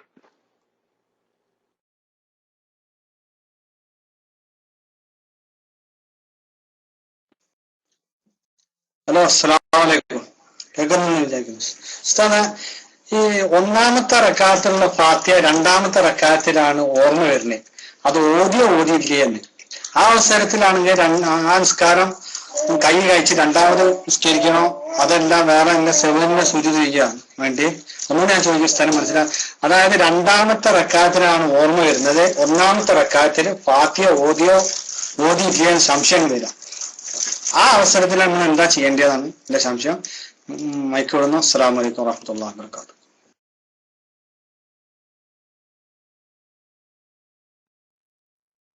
വലൈക്കും അസ്സലാം വറഹ്മത്തുള്ളാഹി. അവർക്ക് ഇപ്പൊ അടുത്ത കാലത്ത് ഓടി പോയിട്ടുള്ളൂ, അന്ന് നിങ്ങൾ ദർസിന് വന്നിട്ടുണ്ടാവില്ല. ഏതായാലും ആട്ടെ, ആ ദർസൊക്കെ ഒന്ന് കേട്ടാൽ കുറെ ഉപകാരപ്പെടും. ഒഴിവുള്ള സമയത്ത് ഇവിടെ കുട്ടികൾ ബന്ധപ്പെട്ടവരോട് ചോദിച്ചാൽ അതിന്റെ ഇത് കിട്ടും, മനസ്സിലായില്ലേ? അതൊക്കെ കേൾക്കുന്നത് നല്ലതാണ്. ഏതായാലും ഇപ്പൊ ചുരുക്കി പറഞ്ഞുതരാം. രണ്ടാമത്തെ റക്അത്തിലെ നൃത്തത്തിലെത്തിയപ്പോഴാണ് ഒന്നാമത്തെ റക്അത്തിന് ഫാത്തിഹ ഓതിയിട്ടില്ല എന്നുള്ള കാര്യം ഓർമ്മ വന്നത്, അല്ലെങ്കിൽ ഫാത്തിഹ ഓതിയിട്ടില്ല എന്ന സംശയം വന്നത്. എന്നാൽ നിസ്കാരം മുറിക്കുകയൊന്നും വേണ്ട, മടങ്ങി പോകുകയും വേണ്ട, മറിച്ച് ഇപ്പോ ഓതുന്ന ഫാത്തിഹ നിങ്ങളുടെ ഒന്നാമത്തെ റക്അത്തായി പരിഗണിക്കപ്പെടും. ഫാത്തിഹ ഓതി ബാക്കി സൂറത്ത് ഓതി റുക്കോയും സുജൂദും ഒക്കെ ചെയ്ത് ഇപ്പോ അത്തയ്യാത്തിരിക്കണ്ട. 2 റക്അത്തായിട്ടില്ല, നേരത്തെ നിസ്കരിച്ച റക്അത്ത് നഷ്ടപ്പെട്ടു പോയി. ഇനി 2 റക്അത്ത് നിസ്കരിച്ചിട്ട് ഇടയിൽ അത്തയ്യാത്തിരിക്കാൻ പാടുള്ളൂ. അപ്പൊ ചുരുക്കത്തിൽ പ്രത്യക്ഷത്തിൽ നിങ്ങൾ 4 റക്അത്തിന്റെ സ്ഥാനത്ത് 5 നിസ്കരിക്കുന്നുണ്ടാവും, അല്ലെങ്കിൽ 3 റക്അത്തിന്റെ സ്ഥാനത്ത് 4 റക്അത്ത് നിസ്കരിക്കുന്നുണ്ടാവും. പക്ഷെ ഒരു റക്അത്ത് നിങ്ങൾക്ക് എണ്ണപ്പെടൂല. അടുത്ത റക്അത്തിലെ ഫാത്തിഹയ്ക്കുള്ള ഖിയാമിലെത്തിയപ്പോഴാണ് ഒന്നാമത്തെ റക്അത്തിൽ ഫാത്തിഹ ഓതിയിട്ടില്ല എന്ന് മനസ്സിലായതെങ്കിൽ ഇപ്പോൾ ഓതുന്ന ഫാത്തിഹ നിങ്ങൾ ഒന്നാമത്തെ റക്അത്തിലെ ഫാത്തിഹയായി പരിഗണിക്കപ്പെടും. അതിന്റെ ഇടക്ക് നിങ്ങൾ റുക്കൂ ചെയ്തതും ഇഅ്തിദാൽ ചെയ്തതും സുജൂദ് ചെയ്തതും ഇടയിലിരുന്നതും ഒന്നും എണ്ണപ്പെടൂല. നിസ്കാരം ഒട്ട് ബാത്തിലായിട്ടില്ല, കാരണം അറിയാതെ സംഭവിച്ചതായതുകൊണ്ട്. ഇപ്പൊ ഓർമ്മ വന്നോടെ മുതൽ ഓതിയ ഫാത്തിഹ നിങ്ങൾ ഒന്നാം റക്അത്തിലെ ഫാത്തിഹയാണ്. ഇനി ഫാത്തിഹയും സൂറത്ത് ഓതി റുക്കുവും സുജൂദും ഒക്കെ ചെയ്തിട്ട് അവിടെ അത്തയ്യാത്തിരിക്കരുത്, ഒരു റക്അത്ത് കൂടി നിസ്കരിക്കുക. എന്നിട്ട് അപ്പോഴേ 2 റക്അത്താവുള്ളൂ അത്തയ്യ. എന്നിട്ട് ലാസ്റ്റ് ഒരു സുജൂദും ചെയ്യുക. എന്തിനാ? മനഃപൂർവ്വമാണെങ്കിൽ ഇപ്പൊ ഇത് ബാത്തിലാകുന്ന കാര്യമാണല്ലോ. മനഃപൂർവ്വമാണെങ്കിൽ ബാത്തിലാകുന്ന കാര്യമാണ്, പക്ഷെ മറന്ന് സംഭവിച്ച അതുകൊണ്ട് ബാത്തിലാവില്ല. അപ്പൊ സേവിന്റെ സുജൂദ് ചെയ്യണം. ഇപ്പൊ മനസ്സിലായല്ലോ? ഫസ്റ്റ് റക്അത്ത് ഇല്ലാതെ എണ്ണാതെ പോയി, ഇവിടെ മുതൽ പൂർത്തിയായിട്ട് നിസ്കരിക്കുക, അവസാനം സേവിന്റെ സുജൂദും ചെയ്യുക. അങ്ങനെയാണ് ചെയ്യേണ്ടത്. അല്ലാതെ നിസ്കാരത്തിൽ നിന്ന് പുറത്തുപോയി രണ്ടാമത് തക്ബീർ കെട്ടേണ്ട ആവശ്യമില്ല. നിസ്കാരത്തിൽ തന്നെയാണ്. നേരത്തെ നിസ്കരിച്ചതൊക്കെ എണ്ണാതെ പോവും, ഇവിടുന്ന് തുടർന്ന് നിസ്കരിക്കുക, അവസാനം സേവിന്റെ സുജൂദും ചെയ്യാം. ഓക്കെ.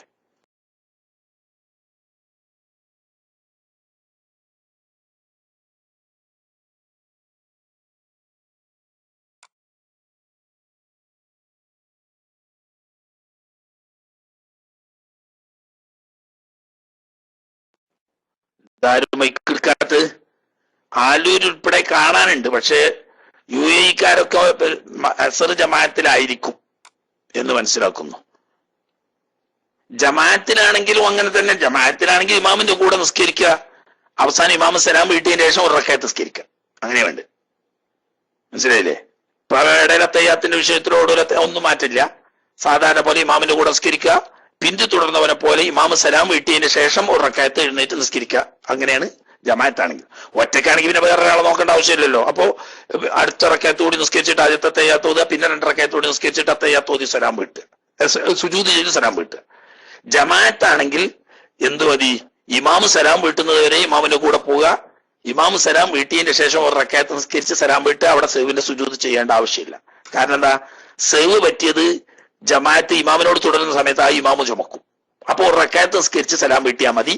ജമാഅത്തിൽ ആണ് മൗമൂമിന് ഇങ്ങനെ സംഭവിച്ചതെങ്കിൽ.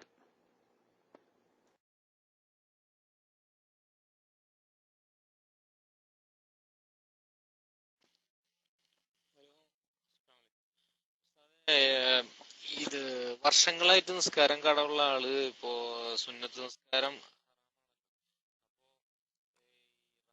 ടൈമില് ഇങ്ങനെ നിസ്കരിക്കാൻ വേണ്ടി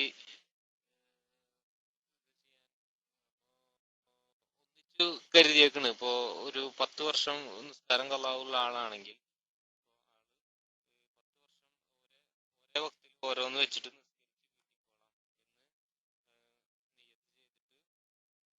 ആൾക്ക് സുന്നത്തൊക്കെ നിസ്കരിക്കാൻ പറ്റുമോ?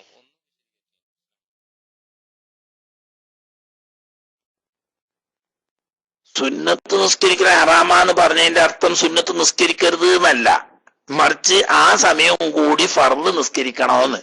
അപ്പൊ അതിന് ഉദാഹരണം പറഞ്ഞപ്പോ നിങ്ങള് തറാവീഹ് ജമാഅത്ത് എടുക്കണം. എന്നാ നിങ്ങൾക്ക് ജമാഅത്ത് കൂടണമെങ്കിൽ കൂടാ. പക്ഷെ എന്ത് ചെയ്യാ? എല്ലാ ഈ 2 റക്കഅത്ത് സുബഹി നിസ്കരിക്കുന്നു, 2 റക്കഅത്ത് സുബഹി നിസ്കരിക്കുന്നു എന്ന് നിയ്യത്ത് ചെയ്തിട്ട് തുടരുക. ഒരു സുന്നത്ത് നിസ്കരിക്കുന്ന ആയിക്കോട്ടെ, 2 റക്കഅത്ത് നിസ്കരിച്ച് ഇമാമ സലാം വീട്ടുമല്ലോ, നിങ്ങളും സലാം വീട്ടിക്കോളി. അങ്ങനെ 20 റക്കഅത്ത് നിസ്കരിക്കുമ്പോ 10 ദിവസത്തെ സുബഹി ഖളാ വീടി. നിങ്ങൾ നിസ്കരിക്കാതൊക്കെ എന്താ? ജമാഅത്ത് കൂടിക്കോളി, ഒറ്റക്ക് നിസ്കരിക്കാം. പക്ഷെ ഇനി ജമാഅത്ത് കൂടണമെങ്കിൽ അങ്ങനെ കൂടിക്കോളി, അതിന് കുഴപ്പമൊന്നുമില്ല.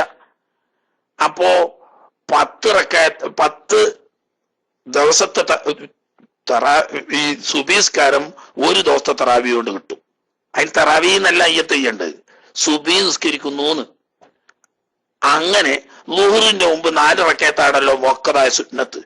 അപ്പോ അല്ലെങ്കിൽ 2 റക്കഅത്ത് മുഅക്കദും 2 റക്കഅത്ത് ഗൈറു മുഅക്കദും ആട്ടെ, ഈ 4 റക്കഅത്തും കൂടി ഒന്നിച്ച് നിസ്കരിക്കുക ഒരു സലാം. അപ്പൊ എന്ത് കരുതുക? ഒരു ദിവസത്തെ ളുഹർ ഖളാ വീട്ടുന്നു എന്ന് കരുതുക. അപ്പൊ സുന്നത്ത് നിസ്കരിക്കുന്നത് 4 റക്കഅത്താണ്. അപ്പൊ ളുഹർ ഖളാ വീട്ടുന്നു എന്നുള്ള ആൾക്ക് 4 റക്കഅത്ത് നിസ്കരിച്ചാളി. ളുഹർ നിസ്കരിച്ച് കഴിഞ്ഞതിന് ശേഷം 4 റക്കഅത്ത് സുന്നത്താണ് നല്ലത്. അപ്പൊ അവിടെ ഒരു ളുഹറും കൂടി നിസ്കരിച്ചാളി. അപ്പൊ എന്തായി? സുന്നത്ത് നിസ്കരിക്കുന്ന സ്ഥാനത്ത് മുമ്പൊരു ളുഹറും ഖളാ വീടി, ശേഷം ഒരു ളുഹറും ഖളാ വീടി. അസറിന്റെ മുമ്പ് 4 റക്കഅത്ത് ഉണ്ട്, ഒരു അസർ ഖളാ വീട്ടുന്നു എന്ന് നിയ്യത്ത് ചെയ്താളി. എന്നാ എന്താവും? അസറിന്റെ മുമ്പ് ഒരു അസർ ഖളാ വീടി കിട്ടും. സുന്നത്ത് വെറുതെക്കല്ല, ആ സുന്നത്ത് നിസ്കരിക്കുന്ന സമയം ഉപയോഗപ്പെടുത്തി ഫർള് ഖളാ വീട്ടുക, അതാ വേണ്ടത്. കുനൂത്തൊന്നും പ്രശ്നമാക്കണ്ട. കുനൂത്ത് ഓതിയിട്ടില്ലെങ്കിൽ നിസ്കാരം ചെയ്യാതെ പോവോ, അല്ലെങ്കിൽ കുനൂത്ത് ഓതിക്കോളി നിങ്ങള് റബ്ബി ഗ്ഫിർ വർഹം അൻത ഖൈറുർ റഹീമീൻ അല്ലാഹുമ്മ സ്വല്ലി അലാ സയ്യിദിനാ മുഹമ്മദ് വഅലാ ആലിഹി വസഹ്ബിഹി വസല്ലം എന്ന് പറഞ്ഞാൽ മതിയല്ലോ. അതിനിപ്പോ ഇത്തിരി സമയം കിട്ടൂലേ? കിട്ടും. നിങ്ങൾ കുനൂത്ത് ഓതിക്കോളി, കുഴപ്പമില്ല. കുനൂത്ത് ഓതുക എന്ന് പറഞ്ഞാൽ അല്ലാഹുമ്മ ഹ്ദിനി ഫീമൻ ഹദൈത എന്ന് പറഞ്ഞാണ്ട് ഒക്കെ പാട് ഓതണമെന്നൊന്നുമില്ലല്ലോ. ഇത് സ്വന്തം ഒരു കുനൂത്താണ്. 2ാമത്തെ റക്കഅത്തിൽ സമീഅ അല്ലാഹു ലിമൻ ഹമിദ എന്ന് പറഞ്ഞ റബ്ബനാ ലക്കൽ ഹംദു ചൊല്ലിയതിന് ശേഷം ഇമാം റുക്കുവേ പോകാൻ തുടങ്ങുമ്പോത്തിന് ചൊല്ലിക്കൂടെ നിങ്ങൾക്ക് റബ്ബി ഗ്ഫിർ വർഹം അൻത ഖൈറുർ റഹീമീൻ വസല്ലല്ലാഹു അലാ സയ്യിദിനാ മുഹമ്മദ് വഅലാ ആലിഹി വസഹ്ബിഹി വസല്ലം. ഖലാസ്. സലാത്തും സലാമും നബി തങ്ങളുടെയും കുടുംബത്തിന്റെയും മേലുള്ള സലാത്തും സലാമും അതുമായി ദുആവുമായി സനാവുമായി എല്ലായി. അതിനൊന്നും പെരുത്ത സമയം വേണ്ട. കുനൂത്ത് ഒഴിവാക്കണം എന്നൊന്നുമില്ല. കുനൂത്ത് ഓതിക്കൊണ്ട് തന്നെ തറാവിയിൽ തുടർന്ന് നിസ്കരിക്കാം. അപ്പോ 10 ദിവസത്തെ സുബി ഒറ്റ തറാവി കൊണ്ട് ഖളാ വീടി കിട്ടും. അങ്ങനെ നിങ്ങൾ നോക്കി ഒരു മാസം കൊണ്ട് ഒരു കൊല്ലത്തെ സുബി തന്നെ ഖളാ വീടി കിട്ടും, എളുപ്പം തീരും. അന്നതുപോലെ ഈ സുന്നത്ത് നിസ്കരിക്കൽ ഹറാമാണെന്ന് പറഞ്ഞ് മാറി നിൽക്കാതെ ആ സുന്നത്ത് നിസ്കരിക്കുന്ന സമയത്ത് ഖളാ വീട്ടുക. മനസ്സിലായില്ലേ?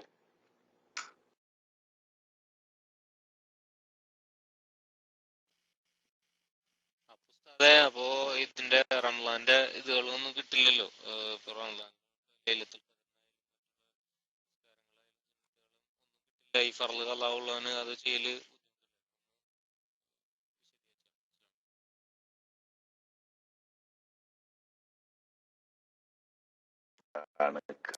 ഈ പറയുന്നതിനൊക്കെ നിങ്ങൾക്ക് എന്താ മനസ്സിലായത് ഹബീബേ? ഒരു വിഷയം പരമാവധി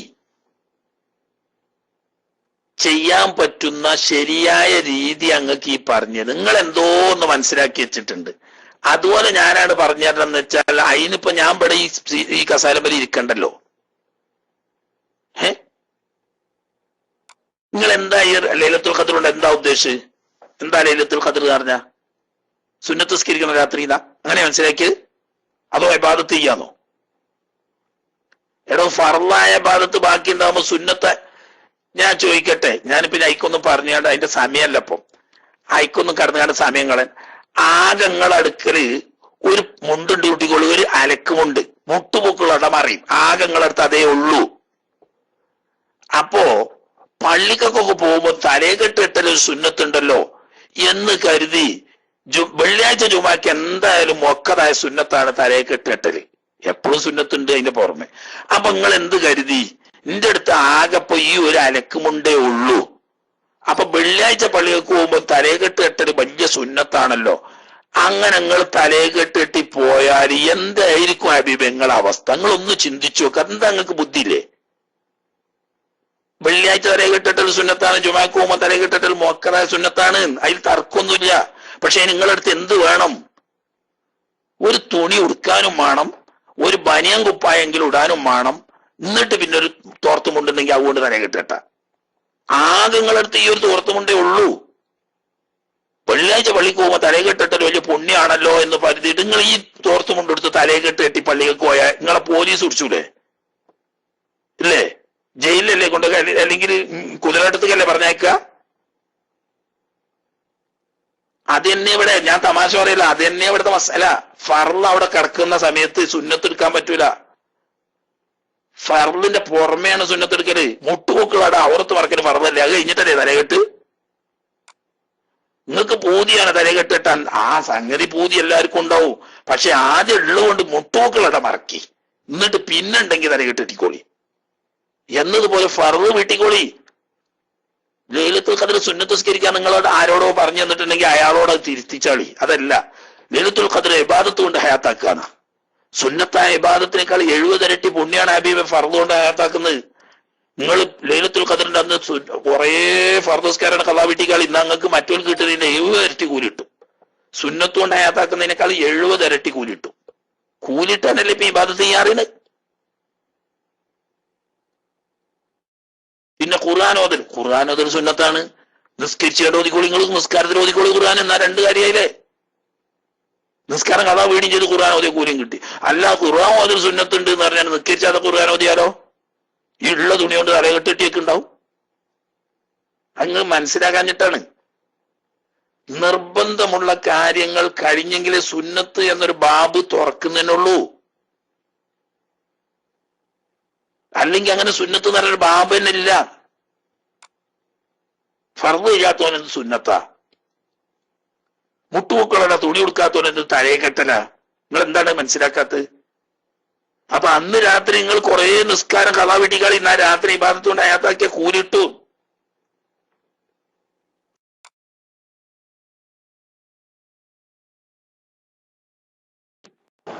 ഹലോ, അസ്സലാമു അലൈക്കും വറഹ്മത്തുള്ളാഹി വബറകാതുഹു. ഉസ്താദെ 2-3 പ്രാവശ്യം വന്ന് ചോദിച്ചു. പിന്നെ ഉസ്താദിനും സമയം പിന്നെ വിഷയങ്ങളൊക്കെ വേറെ ആയതുകൊണ്ട് കഴിഞ്ഞില്ല. ഏതായാലും ഞാൻ ഇപ്പൊ ചോദിക്കുകയാണ്. പിന്നെ ജമാഅത്ത് നിസ്കാരം, ഇപ്പൊ ഞാനുള്ളത് സൗദി അറേബ്യയിലാണ്. പള്ളിയിലുള്ള ഇമാമ് ബിസ്മി ഓതുന്നുണ്ടോ എന്ന് നമുക്ക് ഉറപ്പില്ല. അങ്ങനെ ആയിരിക്കുമ്പോൾ നമ്മൾ റൂമിൽ നിന്ന് നിസ്കരിക്കലാണോ ഉത്തമം, അതോ ബിസ്മി ഓതി എന്ന് ഉറപ്പില്ലാത്ത ഇമാമിനോട് കൂടി തുടർന്ന് നിസ്കരിക്കലാണോ ഉത്തമം? Mic release.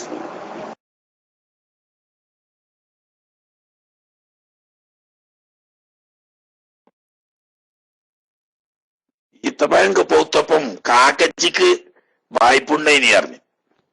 ആ ബാഗയിന് ഇന്നലെ ഓതി. ഇന്നലെ നിങ്ങൾ വന്നിട്ടില്ലല്ലോ.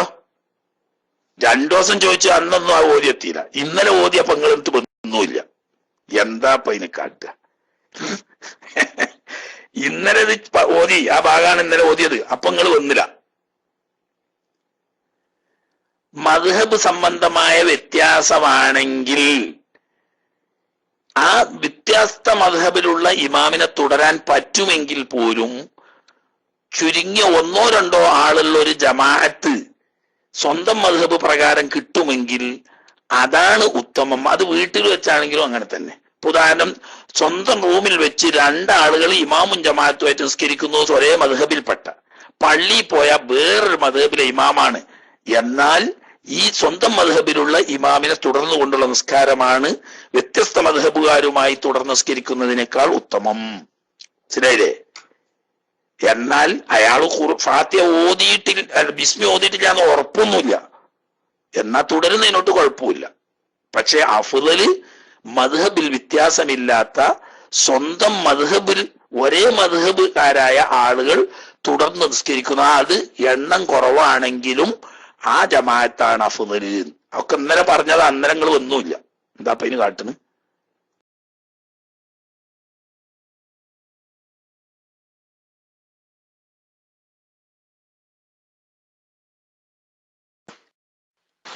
അസ്സലാമു അലൈക്കും വറഹ്മത്തുള്ളാഹി. പിന്നെ ഈ മുസാഫ് ഉപയോഗിക്കാൻ കഴിയാത്ത മുസാഫ്, പൊട്ടി മുറിഞ്ഞ് ആയിരുന്ന മുസാഫ്, അത് ചുട്ടുകരിക്കാമെന്ന് പറഞ്ഞിട്ടുണ്ടല്ലോ. അത് ചുട്ടുകരിച്ചിട്ട് വെള്ളത്തിൽ വിടുകയാണെങ്കിൽ കിണറ്റിലിടുകയൊക്കെ ചെയ്യാം. അത് കുഴിച്ചിടാം എന്നുള്ള ഒരു മസല അങ്ങനെ ഉണ്ടോ എന്നൊരു സംശയമുണ്ട്. നന്നായിക്കറിയില്ല. അസ്സലാമു അലൈക്കും വറഹ്മത്തുള്ളാഹി.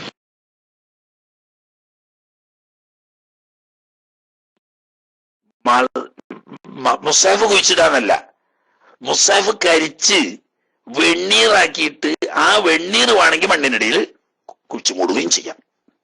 അങ്ങനെ മുസാഫായിട്ട് കുഴിച്ചിടാൻ പറ്റൂല. മനസ്സിലായല്ലോ?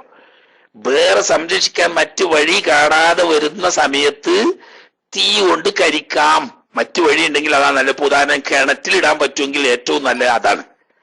അങ്ങനെ ഒന്നും നിവൃത്തിയില്ല എങ്കിൽ കരിച്ചിട്ട് വെള്ളത്തിൽ കലക്കുകയോ അതല്ലെങ്കിൽ മണ്ണ് മാന്തി മണ്ണിന്റെ അടിയിൽ കുഴിച്ചു മൂടുകയോ ചെയ്യാവുന്നതാണ്. മനസ്സിലായില്ലേ? ചുട്ട് കരിച്ച വെണ്ണീറാക്കിയതിന് ശേഷം കുഴിച്ചു മൂടാം, അങ്ങനെയുണ്ട്. അതേസമയത്ത് അങ്ങനെ മുസാഫ് കുഴിച്ചിടാൻ പാടില്ല.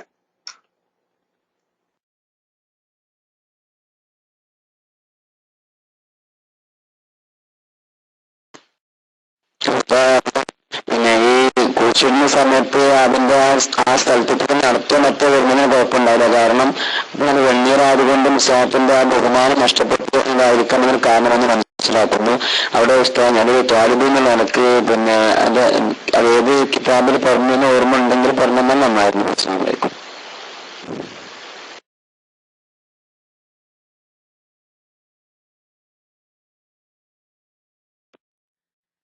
കിതാബിന്റെ പേജ് നമ്പർ ഒന്നും ഇപ്പൊ പറയാൻ കഴിയില്ല. മനസ്സിലായില്ലേ?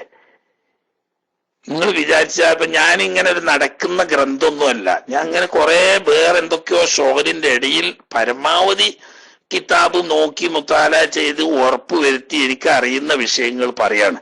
നിങ്ങൾ അതൊക്കെ ഒഴിവുള്ള ഏതെങ്കിലും ഉസ്താദിനെ ഒന്നോ രണ്ടോ ദിവസത്തെ ഫീസ് കൊടുത്തിട്ട് ഒഴിവ് പോലെ കിതാബ് നോക്കി മുത്താല ചെയ്ത് പേജ് നമ്പറും ഇബാറത്തും എഴുതി വാങ്ങി, അതിനൊക്കെ മനുഷ്യന് ഒഴിവുള്ള ആളുകൾ ആരെങ്കിലും ഒക്കെ ഉണ്ടാവും. അവരെ കണ്ട് നിങ്ങൾ അതിനുള്ള ഫീസും കൊടുത്തിട്ട് ചെയ്യിക്കുക. അതാണ് അതിനുള്ള ശരിയായ വഴി.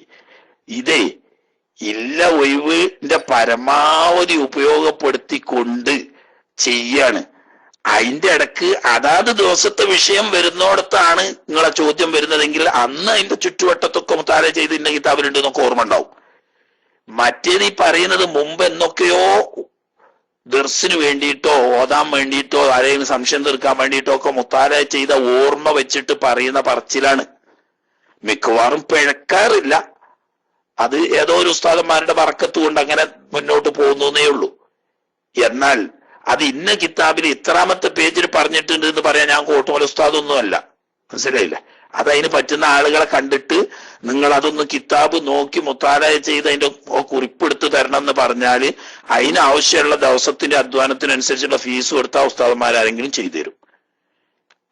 മനസ്സിലായില്ലേ? ഉപയോഗപ്പെടുത്താം എന്ന് പറഞ്ഞാൽ ഈ ഉപയോഗപ്പെടുത്തുന്നത് ചവിട്ടിത്തേക്കലാകരുത്. അത്രയും ചുരുക്കി പറഞ്ഞ് ഇനി ഇപ്പോൾ തൽക്കാലങ്ങൾ മൈക്കെടുക്കണ്ട.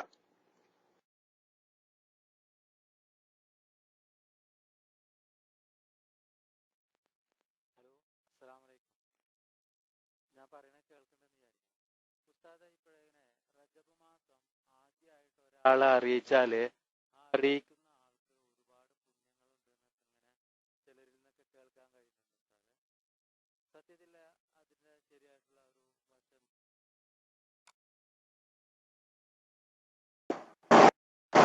അസ്സലാമു അലൈക്കും ഉസ്താദെ, അയാളത് തീരെ കേൾക്കുന്നില്ല, സാൽബീസിന്റെ തീരെ കേൾക്കുന്നില്ല.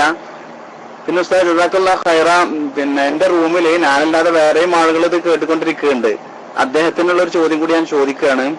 പിന്നെ ഇവിടെ പള്ളിയില് പിന്നെ നിസ്കരിക്കുന്ന അവസരത്തിൽ അവര് സഫൊക്കെ ശരിയാക്കാൻ പറഞ്ഞിട്ട് ഒറ്റയടിക്ക് അല്ലാഹു അക്ബർ എന്ന് പറയാനാണ് ഇവർ പറഞ്ഞത്. ഒരു നിയ്യത്ത് വെക്കാനോ കരുതാനോ ഉള്ള ഒരു സമയം കിട്ടുന്നില്ല. അത്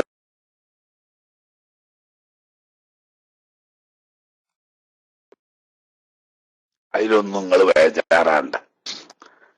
നിയ്യത്ത് വെക്കാൻ സമയം വേണ്ട.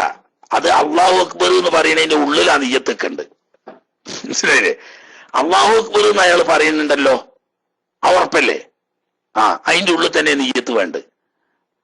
നിയ്യത്ത് എന്ന് പറഞ്ഞാൽ ഈ പലർക്കും ഇഞ്ഞും നിയ്യത്ത് എന്താന്ന് എത്ര പറഞ്ഞു കൊടുത്തിട്ടും അത് മനസ്സിലാണില്ല. അത് പണ്ട് മദ്രസയിൽ നിന്ന് മനസ്സിലാക്കാത്ത തകരാറാണ്. നിയ്യത്ത് എന്ന് പറഞ്ഞ ഹബീബന്മാരെ നേരത്തെ ഞാൻ പറഞ്ഞതുപോലെ ഉസല്ലി ഫർളുഹുരി അർബഅ റകഅത്തി മുതവജ്ജിനിൽ ഖിബ്ലത്തി അദാൻ മഅൽ ഇമാമി ലില്ലാഹി തആല, ഇതിനല്ല നിയ്യത്ത് എന്ന് പറയുന്നത്.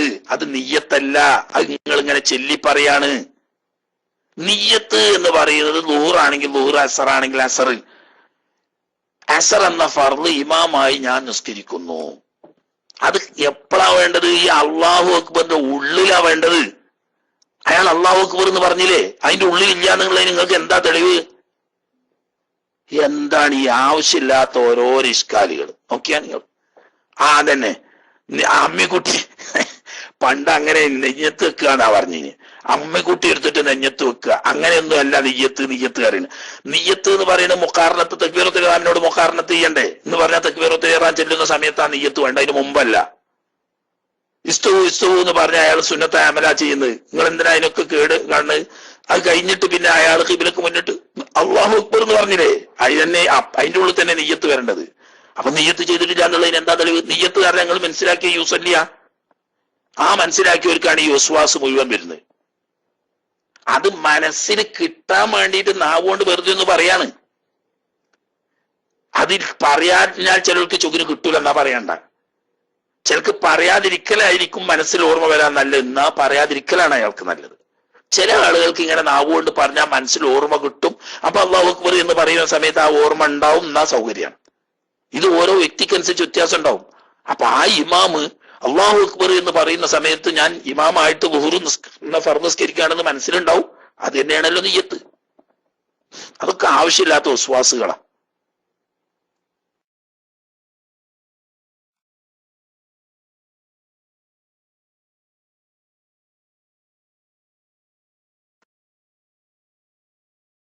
അസ്സലാമു അലൈക്കും വറഹ്മത്തുള്ളാഹി വബറകാതുഹു. ഉസ്താദ്, ഞാൻ പള്ളിക്ക് പോയിരുന്നു. എൻ്റെ കൈ റൈസാൻ്റെ ഉണ്ടെന്ന് അറിയില്ല. ഒരു PM വന്നിരുന്നു ഉസ്താദ്. ആ ചോദ്യം ചോദിക്കാൻ നിർബന്ധിച്ചിരുന്നു ഉസ്താദ്. ആരെങ്കിലും ചോദിച്ചിട്ടുണ്ടെങ്കിൽ അത് വേണ്ട ഉസ്താദെ. അവർ ചോദിച്ചിരിക്കുന്നത് നിസ്കാരം പാടില്ലാത്ത സമയങ്ങളിൽ, അതായത് സൂര്യോദയം മുതൽ കുറച്ച് സമയം വരെയും അസർ നിസ്കാരത്തിന് ശേഷവും ഖളായ നിസ്കാരം പോലും ഖളാ വെട്ടാൻ പാടില്ലേ എന്നാണ് ചോദിച്ചിരിക്കുന്നത്. ഹനഫികൾ അങ്ങനെ പറയുന്നു എന്നും അദ്ദേഹം പറഞ്ഞിട്ടുണ്ട്. നമ്മൾ ഷാഫി മദ്ഹബാണ് ഉസ്താദ്. അദ്ദേഹം ഇവിടെ നേരിട്ട് ചോദിച്ചിട്ടുണ്ടെങ്കിൽ ഉത്തരം പറയേണ്ടതില്ല. അസ്സലാമു അലൈക്കും.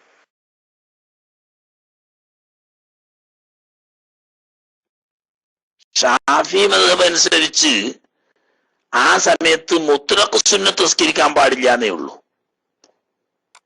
പിന്തിയ കാരണമുള്ളതോ മുത്ലഖ് സുന്നത്തോ പാടില്ല. ബാക്കി ഏത് നിസ്കാരം നിസ്കരിക്കാം. ഖളാ വീട്ടുന്നതിന് ഖറാത്തിന്റെ വക്ത് മനഃപൂർവ്വം കൽപ്പിച്ചൂട്ടിയ സമയത്തേക്ക് ബന്ധിക്കാൻ പാടില്ല എന്നല്ലാതെ ആ സമയത്ത് ഖളാ വീട്ടുന്നത് കൊണ്ട് യാതൊരു കുഴപ്പമില്ല. ആ മുൻകടന്ന കാരണമുള്ള നിസ്കാരമാണെങ്കിലും കുഴപ്പമില്ല. ഉദാഹരണം, ആ സമയത്ത് ഒരാൾ പള്ളിയിൽ കയറി എന്നാ തഹിയ്യത്ത് നിസ്കരിക്കുക. അതല്ലെങ്കിൽ സുബഹി ഖളാ ആയി പോയിരുന്നു, സൂര്യൻ ഇങ്ങനെ ഉദിച്ചു വന്നപ്പോഴാണ് അയാള് അറിഞ്ഞത്, വേഗം ഒതു കൊടുത്തു, ഉടനെ നിസ്കരിക്കാം, ഒരു കുഴപ്പമില്ല. അതേ സമയത്ത് കൽപ്പിച്ചൂട്ടി ആ സമയത്തേക്ക് പിന്തിക്ക് അതുണ്ടാവില്ലല്ലോ. അല്ലാത്ത നിനക്ക് ഖളാ വീട്ടുന്നതുകൊണ്ട് കുഴപ്പമില്ല. മുൻകടന്ന കാരണമുള്ള നിസ്കാരം നിസ്കരിക്കുന്നതുകൊണ്ടും കുഴപ്പമില്ല. മുത്തലഖ് സുന്നത്തും പിന്തിയ കാരണമുള്ള, ഉദാഹരണം ഇഹ്റാമിന് വേണ്ടിയുള്ള സുന്നത്ത്, അത് കാരണം പിന്തിയതാ. യാത്രക്ക് വേണ്ടിയുള്ള സുന്നത്ത്, അത് കാരണം പിന്തിയതാ. ഇങ്ങനെ പിന്തിയ കാരണമുള്ളതും തീരെ കാരണമോ അതല്ലെങ്കിൽ വഖത്തോ ഇല്ലാത്തതുമായ മുത്തലഖ് സുന്നത്ത് നിസ്കാരങ്ങൾ ആ സമയത്ത് പാടില്ല എന്നുള്ളൂ. ബാക്കി നിസ്കാരത്തിനുള്ള കുഴപ്പമില്ല. അപ്പൊ ഖളാ വീട്ടാം.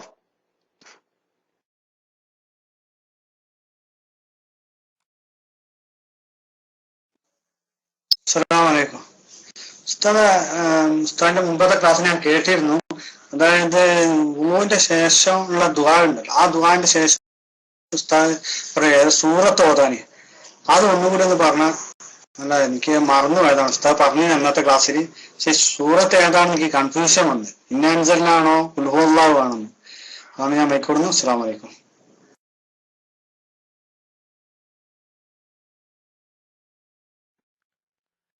ഇന്നാ അൻസൽനാഹു ഫീ ലൈലത്തുൽ ഖദ്ർ ആണ് വുദൂഇന്റെ ശേഷം ആ ദുആക്ക് ശേഷം സുന്നത്തായി പറയപ്പെട്ട സൂറത്ത്. മനസ്സിലായില്ലേ? ഇന്നാ അൻസൽനാഹു ഫീ ലൈലത്തുൽ ഖദ്ർ എന്ന സൂറത്ത് 3 പ്രാവശ്യം ഓതൽ സുന്നത്തുണ്ട്.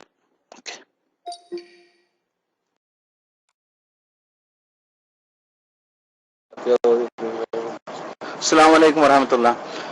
ഉസ്താദ്, ഇവിടെ ഇപ്പൊ നമ്മള് ഇവിടെ പള്ളികളില് 3-ാമത്തെ റക്അത്തില് ഒക്കെ നിസ്കരിക്കുമ്പം, അഥവാ 1 മുതൽ അവരോട് തുടങ്ങി 3-ാമത്തെ റക്അത്തില് നമ്മള് ഫാത്തിഹ ഓതി തീരുന്നതിന്റെ മുമ്പ് തന്നെ ഓരോ ഫാത്തിഹ തീരും. അപ്പൊ നമ്മള് ഫാത്തിഹ പൂർത്തിയാക്കുമ്പോൾ ഓരോ റുക്കൂക്കും പോകും, റുക്കൂന്ന് ഇത്തിദാൽക്കൊക്കെ പോകും. ആ സമയത്ത് നമ്മള് ഫാത്തിഹ മുഴുവനാക്കുകയല്ലേ വേണ്ടത്, അതോ മുറിച്ചിട്ട് അവരോട് കൂടെ കൂടണോ? നമ്മൾ തുടക്കം മുതൽ അവരോട് കൂടെ കൂടിയ ആളുകളാണ്. അപ്പം സൈഡിന്റെ കറവ നമ്മൾ മുഴുവനാക്കുകയാണെങ്കിൽ നമ്മളെപ്പുറത്തുള്ള സൗദി നമ്മളെ പിടിച്ച് വലിച്ച് ഒലപ്പം കൊണ്ടുപോകും. Mic release.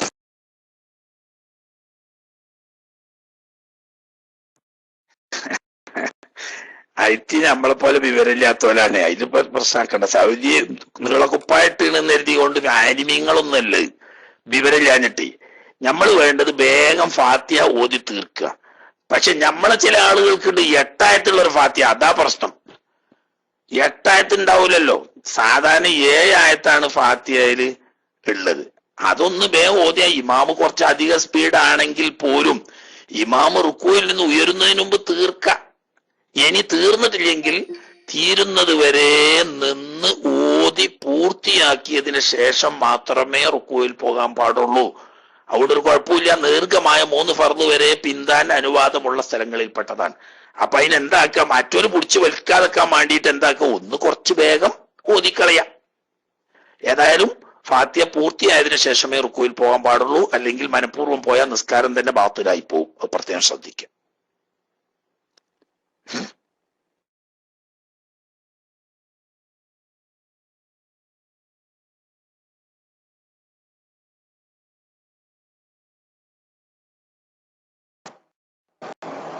അസ്സലാമു അലൈക്കും വറഹ്മത്തുള്ളാഹി. ഉസ്താദ്, അതുപോലെ തന്നെ നമ്മൾ ഫാത്തിഹ തുടക്കത്തിൽ തന്നെ അവരോട് തുടങ്ങുന്ന സമയത്ത് നമ്മളിപ്പം തക്ബീർ കെട്ടാൻ വേണ്ടി കുറച്ച് വൈകി, അങ്ങനെ നമ്മൾ വജ്ഹത്തൂല് തുടങ്ങുകയും ചെയ്തു. അങ്ങനെ ആകുമ്പോ നമ്മൾ ഫാത്തിഹ പൂർത്തിയാക്കണോ? അതായത് അവര് തക്ബീർ കെട്ടിയ ഉടനെ തന്നെ നമ്മൾ തക്ബീർ കെട്ടുകയാണെങ്കിൽ നമുക്ക് ഫാത്തിഹ കിട്ടിയിരുന്നു, വജ്ഹത്തും ഫാത്തിഹ കിട്ടിയിരുന്നു. പക്ഷെ നമ്മള് മൊബൈലൊക്കെ ഒന്ന് സ്വിച്ച് ഓഫ് ആക്കി സൈലന്റ് ഒക്കെ ആക്കിയ സമയം അപ്പോഴേക്കും ഒരു റുക്കൂക്ക് പോയി. അപ്പൊ അത് അവരോട് മുവാഫിക്ക് അതോ മസ്ബൂക്കിലാണോ പെടുക, മുവാഫിക്കിലാണോ പെടുക എന്ന് പറഞ്ഞാൽ നന്നായിരുന്നു. മൈക്രോവേവ്.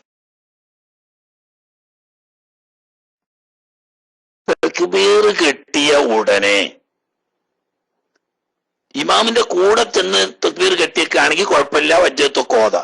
അല്ലെങ്കിൽ ഞാൻ വജ്ജത്ത് ഓതിയിട്ട് ഫാത്തിഹ ഓതി പൂർത്തിയാക്കാൻ സമയം കിട്ടും എന്ന് ബോധ്യമുണ്ടെങ്കിൽ മാത്രമേ വജ്ജത്ത് ഓതാൻ പാടുള്ളൂ. അല്ലെങ്കിൽ തക്ബീർ കെട്ടിയ ഉടനെ ഫാത്തിഹ ഓതുകയാണ് വേണ്ടത്.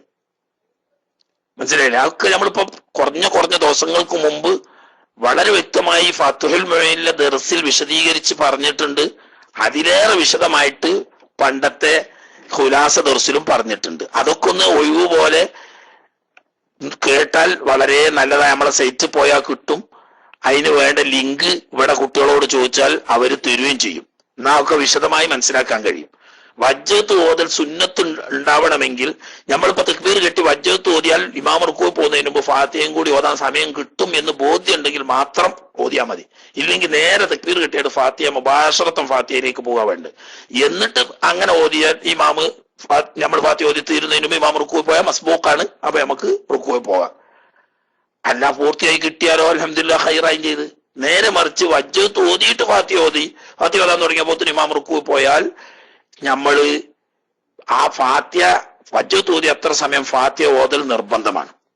പിന്നെ നോക്കുക, ഇവൻ തുടർന്നോടെ മുതൽ ഇമാം റുക്കൂ പോകുന്നതിന്റെ ഇടയ്ക്കുള്ള സമയം മിതമായ നിരക്ക് ഫാത്തിഹ ഓതാനുള്ള സമയം കിട്ടിയിരുന്നോ എങ്കിൽ മുവാഫിഖാണ്, ഇല്ലേ എങ്കിൽ മസ്ബൂക്കാണ്. മസ്ബൂക്കാണെങ്കിൽ ഇമാമിന്റെ കൂടെ ഈ ഫാത്തിഹ പൂർത്തിയാക്കും വേണം, ഇമാമിന്റെ കൂടെ റുക്കൂ കിട്ടിയെങ്കിലേ റക്അത്ത് കിട്ടുള്ളൂ, ഇല്ലെങ്കിൽ റക്അത്ത് കിട്ടുള്ളൂ. അതൊക്കെ വിശദമായി മുമ്പ് പറഞ്ഞു പോയതാണ്. ആ ലിങ്ക് കുട്ടികളോട് ഇതിന്റെ പ്രവർത്തകന്മാരുണ്ട്, അവരോട് വാങ്ങിയിട്ട് അത് കേട്ടാൽ വളരെ ഫലപ്രദമാണ്. അല്ലാതെ ഇപ്പൊ കൂടുതൽ വിശദീകരിക്കാൻ കഴിയില്ല.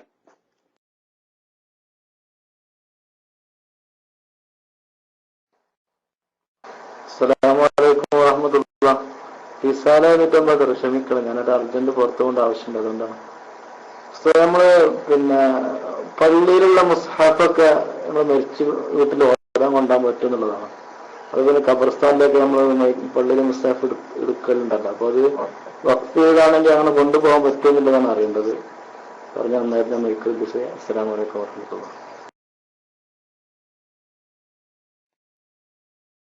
വഖഫ് ചെയ്ത് പള്ളിയിൽ വഖഫ് ചെയ്ത മുസ്ഹഫ് കൊണ്ട് പള്ളിയിൽ നിന്ന് മാത്രം ഓതാൻ എന്ന ഉദ്ദേശത്തോട് കൂടി വഖഫ് ചെയ്തതാണെങ്കിൽ അത് പള്ളിയിൽ നിന്ന് പുറത്തെവിടെയും കൊണ്ടുപോകാൻ പാടില്ല. അതേ സമയത്ത് ഓതുന്നവർക്ക് വേണ്ടിയുള്ള മുത്തലക്ക് വഖഫാണ്. എന്നാ പിന്നെ കുയിക്കപ്പര ഓതുന്നിടത്തോ അല്ലെങ്കിൽ നമ്മൾ സിയാറത്തിന് പോകുമ്പം ഓതാൻ വേണ്ടിയിട്ടോ ഒക്കെ കൊണ്ടുപോയിട്ട് ഓതുന്നതുകൊണ്ട് കുഴപ്പമില്ല. പക്ഷെ വഖഫ് ചെയ്തവരുടെ ഉദ്ദേശം എങ്ങനെയെന്ന് മനസ്സിലാക്കണം. വഖഫ് ചെയ്തത് പള്ളിയിൽ വെച്ച് ഓതാൻ വേണ്ടി മാത്രമാണ് എങ്കിൽ പുറത്തേക്ക് കൊണ്ടുപോകാൻ പാടില്ല. അല്ല, ഓതുന്നവർക്ക് നല്ല നിലക്കുള്ള വഖഫാണെങ്കിൽ അത് പള്ളിയിൽ നിന്ന് ഓതാ, പള്ളിപ്പറമ്പിൽ നിന്ന് സിയാറത്ത് ചെയ്യുന്ന സമയത്തോ കുയിക്കപ്പരോത്തിനോ ഒക്കെ കൊണ്ടുപോവുകയും ചെയ്യാം. അത് വഖഫ് ചെയ്തവരുടെ ഉദ്ദേശം മനസ്സിലാക്കിയിട്ട് അത് എങ്ങനെ ചെയ്യാൻ പറ്റുക എന്ന് പറയാൻ കഴിയുള്ളൂ.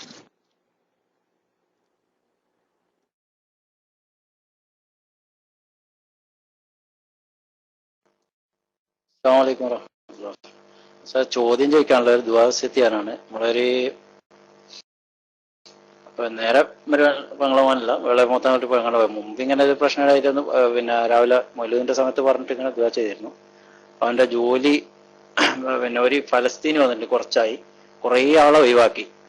അവനിക്ക് ഇഷ്ടപ്പെട്ട ആളെ വെക്കാൻ അവന്റെ പിന്നെ ഫലസ്തീനികളെ അവന്റെ ആൾക്കാരെ വെക്കാൻ വേണ്ടിയിട്ട് ഇവനെ ഇന്നലെ പിന്നെ ഇതിനിടയ്ക്ക് ഒരു ദിവസം വിളിപ്പിച്ച് എന്തൊക്കെ അങ്ങ് ഒഴിവായി കിട്ടി.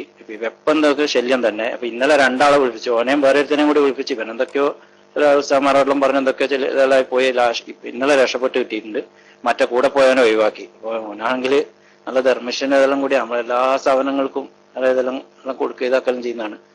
അപ്പൊ അങ്ങനത്തെ എന്തെങ്കിലും ജോലി അങ്ങനെ പോയിട്ടുണ്ടാകെ ഒരു വിചാരിക്കാൻ പറ്റാത്ത ഒരു ഇതായി മാറും. ഒന്നുമില്ല, വേറെ ഇവന്റെ പണിക്കോ അങ്ങനെ ധാരാ കാര്യമൊന്നുമില്ല. ഇവനെ ഇങ്ങനെ ഈ ഫലസ്തീനി എല്ലാവരും കുറെ ആളെ കണ്ണീര് കുടിപ്പിച്ച് ഫാമിലികളൊക്കെ നിൽക്കുന്നവരൊക്കെ പറഞ്ഞയച്ചു. കുറെ ആളായി ഇതാകുന്നു. പ്രത്യേകം ദുആ ചെയ്യണം, മാർഗമില്ല. അസ്സലാമു അലൈക്കും.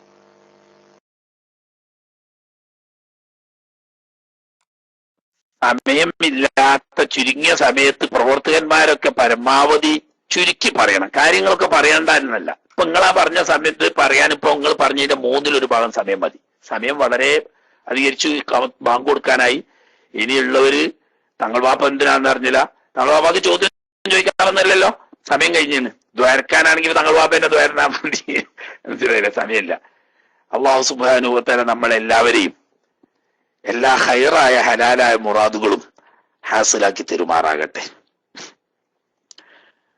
അല്ലാഹു സുബ്ഹാനഹു വ തആല എല്ലാ ബുദ്ധിമുട്ടുകളിൽ നിന്നിട്ടും പ്രയാസങ്ങളിൽ നിന്നിട്ടും നമ്മളെ എല്ലാവരെയും നമ്മുടെ ബന്ധപ്പെട്ടവരെയും ദുആവസിയത്ത് ചെയ്തവരെയും അഷ്റഫുൽ ഖൽഖ് ഹബീബ് സല്ലല്ലാഹു അലൈഹി വസല്ലം തങ്ങളുടെയും അവിടുത്തെ ആല് അഹ്ലി ബൈത്ത് അസ്ഹാബ് റളിയല്ലാഹു തആല അൻഹും അവരുടെയും ഹഖ് ജാഹ് ബറക്കത്ത് കൊണ്ട് എല്ലാ ഹലാലായ ഖൈറായ മുറാദുകളും ഹാസിലാക്കുമാറാകട്ടെ. എല്ലാ ബുദ്ധിമുട്ടുകളും തടസ്സങ്ങളും അല്ലാഹു തആല നീക്കി ഫത്ഹ് ഖൈർ ബറക്കത്ത് നൽകി അനുഗ്രഹിക്കുമാറാകട്ടെ. ദുആവസിയത്ത് ചെയ്തവരുടെയും അല്ലാതെ നമ്മളുമായി ബന്ധപ്പെട്ടവരുടെയും എല്ലാ രോഗങ്ങളും ബുദ്ധിമുട്ടുകളും അള്ളാഹു സുബ്ഹാനഹു വ തആല നീക്കി സലാമത്തും ഖൈറും ബർക്കത്തും നൽകുമാറാകട്ടെ. അർഹമുർ-റഹീമായ റബ്ബേ, ഞങ്ങൾ പാവികളാണ്, വിവരമില്ലാത്തവരാണ്, ഒരുപാട് തെറ്റുകൾ ചെയ്യുന്നവരാണ്. ഈ ഇൽമിന്റെ മജ്ലിസിന്റെ ബർക്കത്ത് കൊണ്ട് നീ ആദരിച്ച എല്ലാ മഹാന്മാരായ അംബിയ ഔലിയാക്കൾ സ്വാലിഹീങ്ങളുടെ ഹക്ക് ബർക്കത്ത് കൊണ്ടും ഞങ്ങളുടെ ഒക്കെ ദോഷങ്ങൾ നീ പുറത്തു മാപ്പാക്കി തരണേ അല്ലാഹ്. നല്ലത് ചെയ്യാനും നല്ലത് പറയാനും നല്ലവരോടൊപ്പം ഒരുമിച്ച് കൂടാനും നീ ഞങ്ങൾക്ക് ഭാഗ്യം തരണേ റഹ്മാനെ. നന്മയുടെ അഴുകാരിൽ ഞങ്ങളെ നീ ഉൾപ്പെടുത്തണേ അല്ലാഹ്. അർഹമുർ-റഹീമായ റബ്ബേ, ഞങ്ങളെ ഈമാൻ സലാമത്താക്കി തരണേ റഹ്മാനെ. എല്ലാവിധ ബുദ്ധിമുട്ടുകളിൽ നിന്നിട്ടും നീ സലാമത്താക്കണേ അല്ലാഹ്. ഹൈറായ ഹലാലായ മുറാദുകളൊക്കെ ഹാസുലാക്കി തരണേ റഹ്മാനെ. ഞങ്ങളുടെ ഉലമാക്കള്, നേതാക്കന്മാര്, സാദാത്യങ്ങൾ, അവർക്കൊക്കെ ഇസ്സത്തും ആഫിയത്തും ദീർഘായുസ്സും കൊടുത്ത് അനുഗ്രഹിക്കണേ റഹ്മാനെ. സുന്നത്ത് ജമാഅത്തിന്റെ സംഘടനകൾ, അതിന്റെ പ്രവർത്തകന്മാർ, അതിന്റെ സ്ഥാപനങ്ങൾ, അതിനൊക്കെ നീ കാവലും രക്ഷയും നൽകണേ അല്ലാഹ്. പടച്ചവനെ അവസാനം ആഖിബത്ത് നന്നാക്കി ഹുസ്നുൽ ഖാത്തിമത്ത് തന്ന് പൂർണ്ണമായ ഓർമ്മയോടുകൂടി ലാ ഇലാഹ ഇല്ലല്ലാഹ് എന്ന കലിമ ചൊല്ലി മരിക്കാൻ ഞങ്ങൾക്ക് നീ ഭാഗ്യം തരണേ അല്ലാഹ്. ഞങ്ങളുടെ ഖബറിടം നീ സ്വർഗ്ഗത്തോപ്പാക്കി തരണേ പടച്ചവനെ. ഞങ്ങളിൽ നിന്ന് മരണപ്പെട്ടു പോയവരുടെ ആഖിറം നീ സന്തോഷമാക്കണേ അല്ലാഹ്. റബ്ബേ, നിന്റെ ചുട്ടുകൊള്ളുന്ന മശ്റാവൻ സഭയിൽ നിന്റെ അർശിന്റെ തണലേക്കപ്പെടുന്ന ഭാഗ്യവാന്മാരിൽ എളിയവരായ ഞങ്ങളെ നീ ഉൾപ്പെടുത്തി അനുഗ്രഹിക്കണേ അല്ലാഹ്. ഹബീബ് സല്ലല്ലാഹു അലൈഹി വസല്ലം തങ്ങളുടെ ചാരത്തണഞ്ഞ ആ ശറഫാക്കപ്പെട്ട തൃക്കയിൽ നിന്ന് ഹൗദുൽ കൗസർ വാങ്ങിക്കുടിക്കാനുള്ള ഭാഗ്യം കിട്ടുന്ന ഭാഗ്യവാന്മാരിൽ ഞങ്ങളെ നീ ഉൾപ്പെടുത്തി അനുഗ്രഹിക്കണേ അല്ലാഹ്. അവിടുത്തെ ഷഫാഅത്ത് കൊണ്ട് രക്ഷപ്പെടുന്ന മഹാഭാഗ്യവാന്മാരിൽ ഞങ്ങളെ നീ ഉൾപ്പെടുത്തി അനുഗ്രഹിക്കണേ റബ്ബേ. നിന്റെ കോപത്തിന്റെ വീടാവുന്ന നരകത്തിൽ നിന്ന് ഞങ്ങളെ നീ തുകതിലണേ റഹ്മാനെ. നിന്റെ പ്രയാസമേറിയ സിറാത്ത് പാലം മിന്നൽ വേഗം വിട്ടുകിടന്ന് നിന്റെ റഹ്മത്തിന്റെ വീടാവുന്ന ജന്നാത്തുൽ ഫിർദൗസിൽ നിന്റെ അംബിയ ഔലിയ ശുഹദാ സ്വാലിഹീങ്ങളുടെ ജിവാറിൽ ഞങ്ങളെ നീ ഒരുമിച്ച് കൂട്ടി നിന്റെ ലക്കാ കണ്ട് ആനന്ദിക്കാനുള്ള സൗഭാഗ്യം തരണേ അല്ലാഹ്. അതുപോലെ ഞങ്ങളെ ഉമ്മവാപ്പമാര്, ഉപ്പാപ്പ ഉമ്മാമ്മമാര്, അമ്മോശന്മാര്, അമ്മായിമ്മമാര്, ഭാര്യ, മക്കൾ, സഹോദര സഹോദരിമാർ, കൂട്ടുകുടുംബങ്ങൾ, ഉസ്താദന്മാര്, മശായിഖന്മാര്, ശിഷ്യന്മാര്, ശരീക്കന്മാര്, ഭക്ഷണം തന്നവർ, വസ്ത്രം തന്നവർ, മറ്റ് സഹായ സഹകരണങ്ങളും ഒത്താശയും ചെയ്തു തന്നവർ, ഞങ്ങളോട് ദുആ വസിയ്യത്ത് ചെയ്തവർ, ഞങ്ങൾ ദുആ വസിയ്യത്ത് ഏറ്റെടുത്തവർ, ദീനിന്റെ പേരിൽ ഞങ്ങളെ സ്നേഹിക്കുന്ന എല്ലാ മോമിനാത്തുകളെയും ഈ കൂട്ടത്തിൽ നീ ഉൾപ്പെടുത്തണേ അല്ലാഹ്. അവരുടെയും ഞങ്ങളുടെയും ദുനിയാവും ആഖിറവും നീ ഖൈറിലും സലാമത്തിലും റാഹത്തിലും ആഫിയത്തിലും ആക്കി തരണേ അല്ലാഹ്. റബ്ബനാ തഖബ്ബൽ മിന്നാ ഇന്നക അൻതസ് സമീഉൽ അലീം വതുബ് അലൈനാ ഇന്നക അൻതത് തവ്വാബുർ റഹീം വഗ്ഫിർ ലനാ യാ ഗാഫിറൽ മുദ്നിബീൻ വർഹംനാ ബിറഹ്മതിക യാ അർഹമർ റഹീമീൻ ബിഫദ്ലി സ്വല്ലല്ലാഹു അലാ മുഹമ്മദ് സ്വല്ലല്ലാഹു അലൈഹി വസല്ലം സ്വല്ലല്ലാഹു അലാ മുഹമ്മദ് സ്വല്ലല്ലാഹു അലൈഹി വസല്ലം. അല്ലാഹുമ്മ സ്വല്ലി അലാ മുഹമ്മദ് യാ റബ്ബി സ്വല്ലി അലൈഹി വസല്ലം വസല്ലി على جميع الأنبياء والمرسلين والحمد لله رب العالمين. دعاء وصية. السلام عليكم ورحمة الله وبركاته.